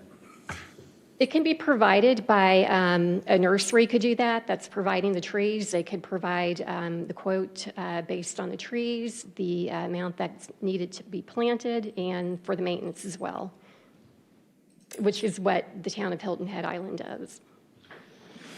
And this would not apply to any of the PUDs, is that correct? That's correct, and thank you for mentioning that. Too bad. Basically, anything that's not in a PUD or any kind of a separate development agreement. Correct. So let me, what I could do is go back into my Word document, and I think that'll, While you're doing that, when it says a tree canopy with a minimum of 75% lot coverage shall be provided, what if there aren't trees covering 75% of the lot? Is this going to require people to plant more trees as they build? Yes. Not, if someone has a lot and they're not doing anything to it and it does not meet a 75% canopy coverage, they don't have to do anything because they're not developing the site. If they go to develop the site, they are then required to meet that requirement. If they don't have sufficient trees, they're already required to plant trees associated with a landscape plan for commercial development. And it's that 75% coverage is based off the mature height of the tree. So a 2.5-inch caliper is small. You don't count it based off of that. Based off, if you do a live oak, obviously you get a larger coverage area. So it all depends on the type of tree to get to that 75%. And that's your landscape architects are the ones that kind of do that job, and they have great diagrams that they put a tree down, it shows the coverage, and then they do a percentage to show that they're meeting that coverage, and Matt is sitting there shaking his head, knowing that that's exactly what he has to do. Now the thing is that if it's, for whatever reasons, it's impossible for them to be able to meet that coverage, whatever trees that are still necessary, they would then pay into that tree fund with meeting that requirement. It might be one tree, but that we did a quote from a nursery as to what is the cost for that one tree, and then the applicant would then just, prior to development plan approval, they would pay that money to the town. That money goes into a fund, and then we use that for almost anything tree related. Now, we don't want, as she's doing all of this, that's why I'm talking. That's fine. We don't want someone to say, well, I'll just plant some trees in your park. Well, we haven't programmed for trees to be in a park in a certain spot. So that money can go to help to cover the cost of new trees. It can go to help the cost of education for, elementary age kids, or, we're planting trees or reforesting an area. Like that money can go to help pay those costs. You said education. I thought, are we going to send a tree to school? What? I'm thinking of my lot. I guess my lot would have 75% coverage at maturity, but I'm just thinking some people like a sunny backyard, or, not to be completely under trees, but. Well, I need to get a little understanding, though. When you say 75% canopy coverage of the lot, could you, in layman's terms, because I'm at, what does that mean? Is it like when the house is built? So the way they break it down is that does not include right now, the way that it is proposed. So let's take Stock Farm, for example. There's a lot of lots that have bad soils over there. They need to bring in a whole bunch, so they need to end up planting a lot of trees to meet that canopy coverage. So in order to do that calculation, you take the square footage of your footprint. Now, if it's a 3,000 square foot house, but only a 1,500 square foot footprint, you just count that 1,500 square feet. Pretty much anything under roof, you take that out of the equation towards your total lot square feet for your lot. Then you have to cover 75% of that, Of the remaining. of the remaining. At what point, when the tree is planted or 10 years down? Maturity. So that's where it's calculated at maturity. Landscape architects, there's a whole bunch of websites through Clemson and a whole bunch of other good educational resources that say, hey, a live oak grows to an average of, and these are just off the top of my head, but let's say a live oak grows to an average of 80 to 120 feet, and it has this width. You just take that area, and that's the calculation you provide, and you can bubble it out on the site plan, and you say, okay, this would cover 25% of the site area, and you get up to that 75% threshold number. But it could be they're planting a 2-inch caliper tree and Correct. it'll be done in 30 years. Correct. Okay. Yep. There's no way to get it to maturity right now. I mean, even planting a 6-inch caliper live oak, yes, it's a higher canopy coverage, vastly more expensive, but still not going to be that mature canopy. There's no tree fund now, right? There is, yes. Yep. There's what? No tree fund? Because I remember we've had trouble on a couple projects trying to get that 75% coverage. And from my understanding, we were just told get the 75% coverage. There was no tree fund to pay into. We had to get it. So I don't know if whoever I was working with at the time or the client said they wanted to get the trees. I'm not sure, but yeah, I didn't know the town. I knew the county does, but I didn't know the town had it. And so this 75% number, that's kind of a standard number that we're trying to achieve, so we don't all die 3 generations from now, or? 75%, I'm not trying to make 75% is light. what was there before. So that's not a new, that's Yeah, no, yeah. Right, that's an existing number. the, and I'm trying to make sure that I'm understanding how it's written. I know we talked about it and I felt really good about it yesterday, and then I'm reading it now and it's like, okay. So the way I read it, it's, you got to have the 75% coverage, and you have to meet a 15 tree minimum not in the buffer area. Correct. Okay. And does it, I don't see where it defines, I mean, to me, that tree could be, you could have a sprig of a pine that's coming up and I say I'm keeping that. Is it a surveyed tree? Is it a tree of a certain size that meets that? How is that defined, those 15 trees? It's, and I didn't provide the entire section of the ordinance, which I think would have been helpful. But it is required to be, I believe, 2.5 calipers to be planted. Because I see where it said 2.5 within the context of that previously, but when that got eliminated, I didn't know if that entirely wiped out the 2.5-inch caliper. It is elsewhere. Yeah, it's in a different section that we're not changing or amending or anything like that, but any tree on a landscape plan has to be that 2.5-inch caliper. So so now not only you have to meet the 75%, you also have to meet the 15. So this is an additional requirement. Correct. Minimum, okay. Now, on the literature here, it says 15 trees can count existing in the buffer, whatever. Now, say you don't have the 15 and you do have to plant trees, what counts as those 15? Can you use understory? Can you use overstory? Like, are you able to distinguish between the two? Do they have to be all overstory? Can they be all understory? It'd be a mix, because obviously you don't want to plant 15 overstory trees because none of them will grow. Mm-hmm. They're all going to be attacking each other. So it would be a mixture of understory and overstory. Bombs count? Because I just see developers coming in here trying to figure out the cheapest option possible. And I'm thinking of my experience with 71 Calhoun. There's no room to fit 15 trees in there per acre of, we had a very hard time just getting 75% lot coverage. And then depending on what gets developed with commercial, and then developers, excuse me, want to build from setback to setback, then you get a parking lot, then you get walkways, then you have your 8-foot landscape foundation, and now we got put 15 trees in here. That's obviously any trees, your landscaping count. Like, so all the trees in your landscape islands count right. towards meeting that requirement. I understand what you're referring to, and we'd have to look specifically for palm tree or the palm.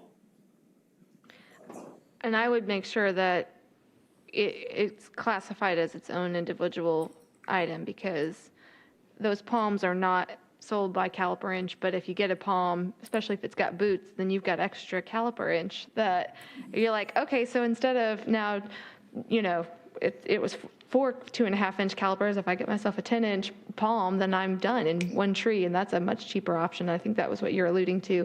Town of Hilton Head doesn't address it very well. Well, this just says 15 trees. It doesn't say caliper inch. I mean, the caliper inch is 2.5. Yes, but could But you it's combine, just could you 15 combine that? trees. Could I put in a 5-inch caliper tree counted as 2? You know, and so it's one tree at 5 inches, so it's a much more substantial tree. Do I get added benefit for that? Can I count that towards my total inches? Because that's what Town of Hilton Head let you do. They let you beef up the tree so that you don't have, and there's by category, which is, again, it's a lot of work.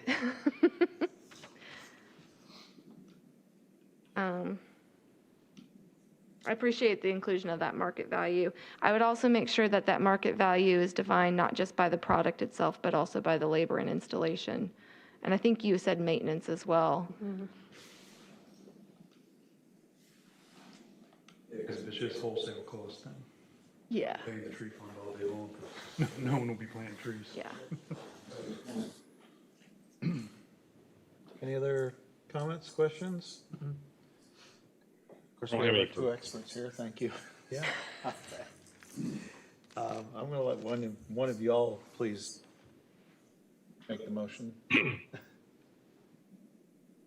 You want to do it, Matt? Charlotte, did you redo the I know, motion? do you want to do it? I don't like the 15 I trees. did. I don't like, well, that was the. This does not Then let's have a include little bit more discussion the here, amendments. seriously.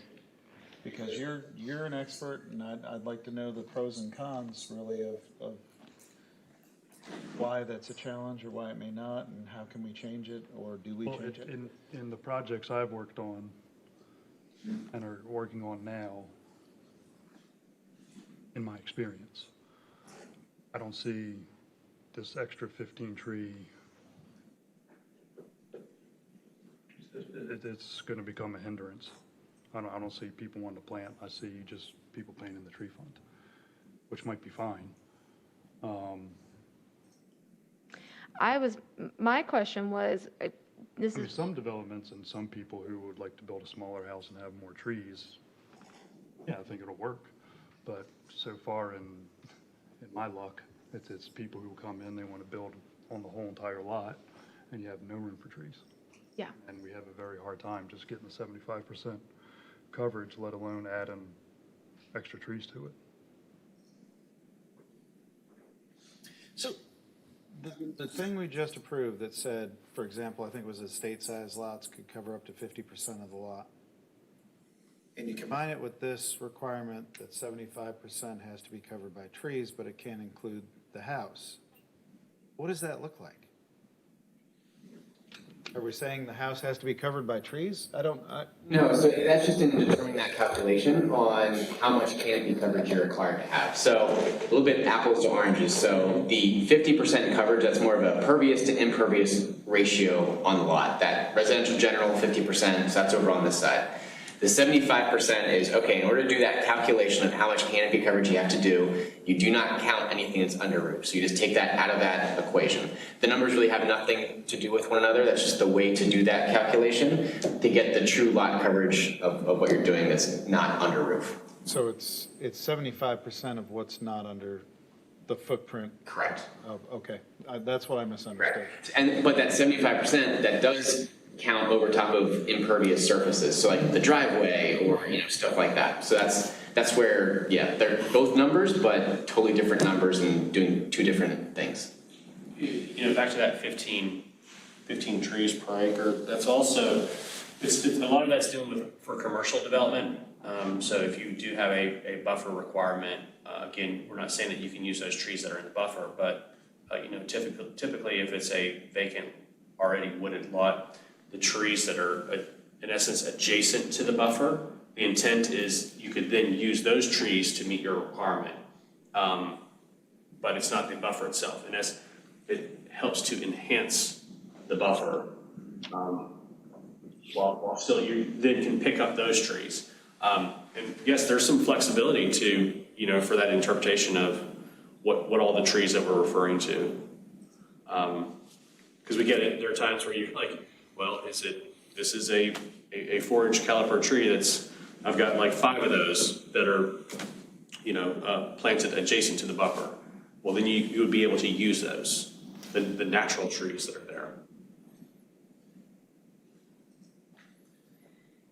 Without hopefully opening a can of worms, would it make more sense to do a total caliper inch requirement as opposed to 15 trees?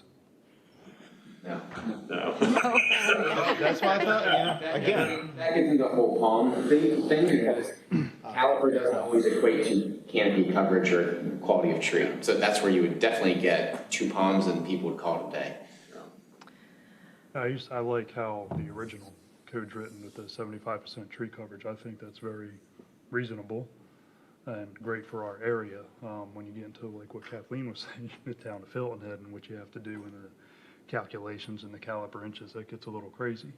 Well, and it forces some stuffing in trees in places that it Yeah, I doesn't mean, belong overall and doesn't tree make health, sense. I mean, Yeah, root health. yeah.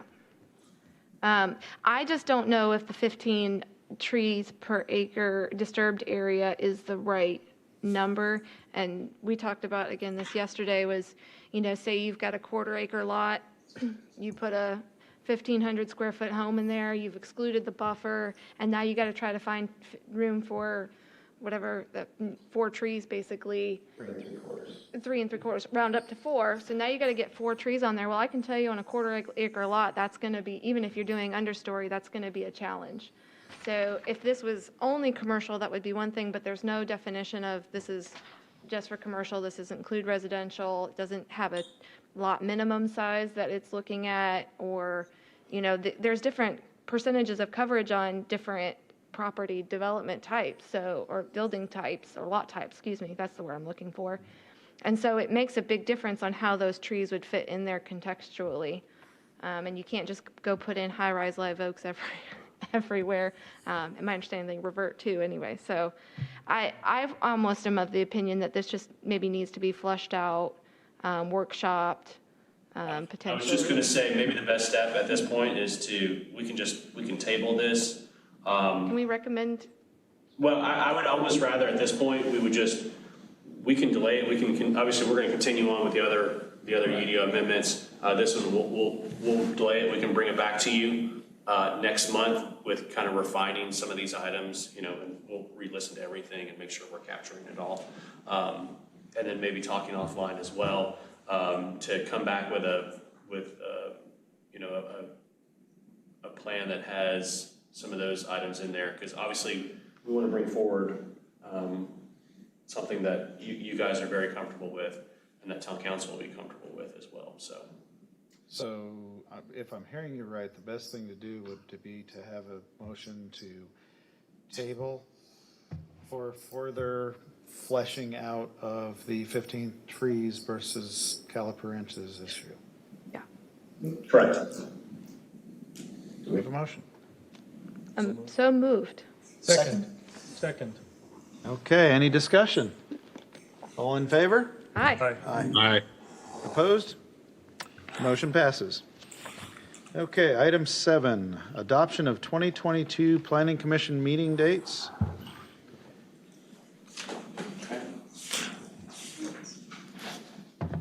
They were supposed to do this last month. Sorry.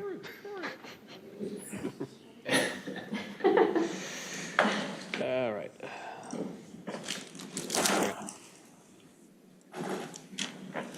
That thing to go away. Just wait a second. Okay, so we have 2 items for you. Typically, this happens in December. We're now into January. We didn't get a chance to get to this. It's the adoption of the meeting dates for the Planning Commission. Hopefully, everyone has had an opportunity to look through these. If you have any questions, just let us know, but we're just looking for that recommendation to move forward. I just have one question. I was looking at the calendar, Would it make more sense to put the December 21st up to December 14th? It's still 4 weeks after November 16th, and it just gets it a little bit further away from Christmas. And in conjunction with that, that means the January meeting would be 6 weeks later, so maybe the January meeting should be moved up 1 week too. That would be 4 weeks, 5 weeks, 5 weeks.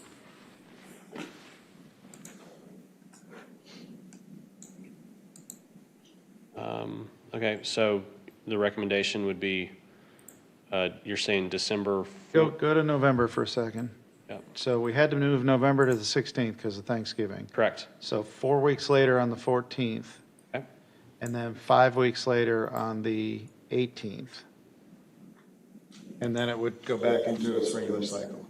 Unless you think 6 weeks between meetings, because the holidays would be fine. Check the meeting dates. Yeah, I mean, I'm just, I'm sorry, I'm just thinking through here. We've got. I'm sorry to spring this, it's just, We look yeah. at these to make sure that we're not encroaching into any other committees' meeting timeframes. Town council sometimes having meetings, so that was some of the concerns that we had. Well, then, for simplicity, forget January. I guess just the. Let's focus on the 14th. December, yes, because that January, obviously, as we get closer into December of this year, we can look at that again. But if your recommendation would be December 14th? And that's just me. I don't know how the I'm rest of with the you. I commission had that feels. same thought. I'm okay with that. Yep. We're good. So we're good. The only meetings we have are Development Review Committee, but that's You during the don't day. have to worry about us for Yep. 6 weeks. Yep. So if I understand, you're looking to approve with the correction of December, instead of December 21st, would be December 14th. And the submission date would go back a week as well? Correct. Yeah. Yeah, and we'll make sure to get that updated and then actually have it approved. We need to motion and adopt, okay. Yep, make a motion. Entertain a motion to approve the meeting dates for 2022 with the change of the December 21st date to December 14th and the application date of November 23rd to 7 days before that, the 16th of November. So moved. Second? Second. All those, discussion. All those in favor? Aye.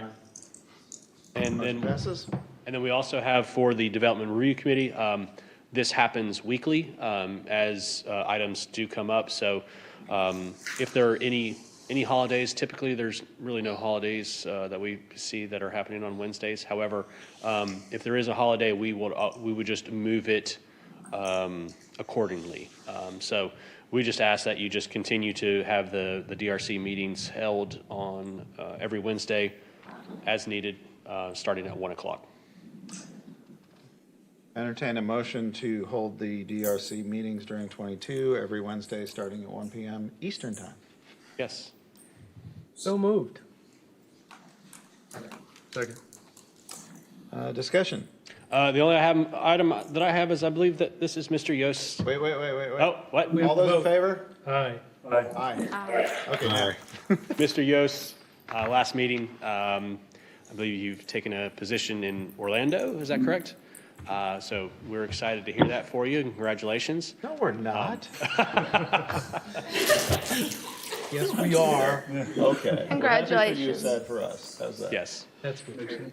Thank you for your commitment for being Yes. here. in this committee.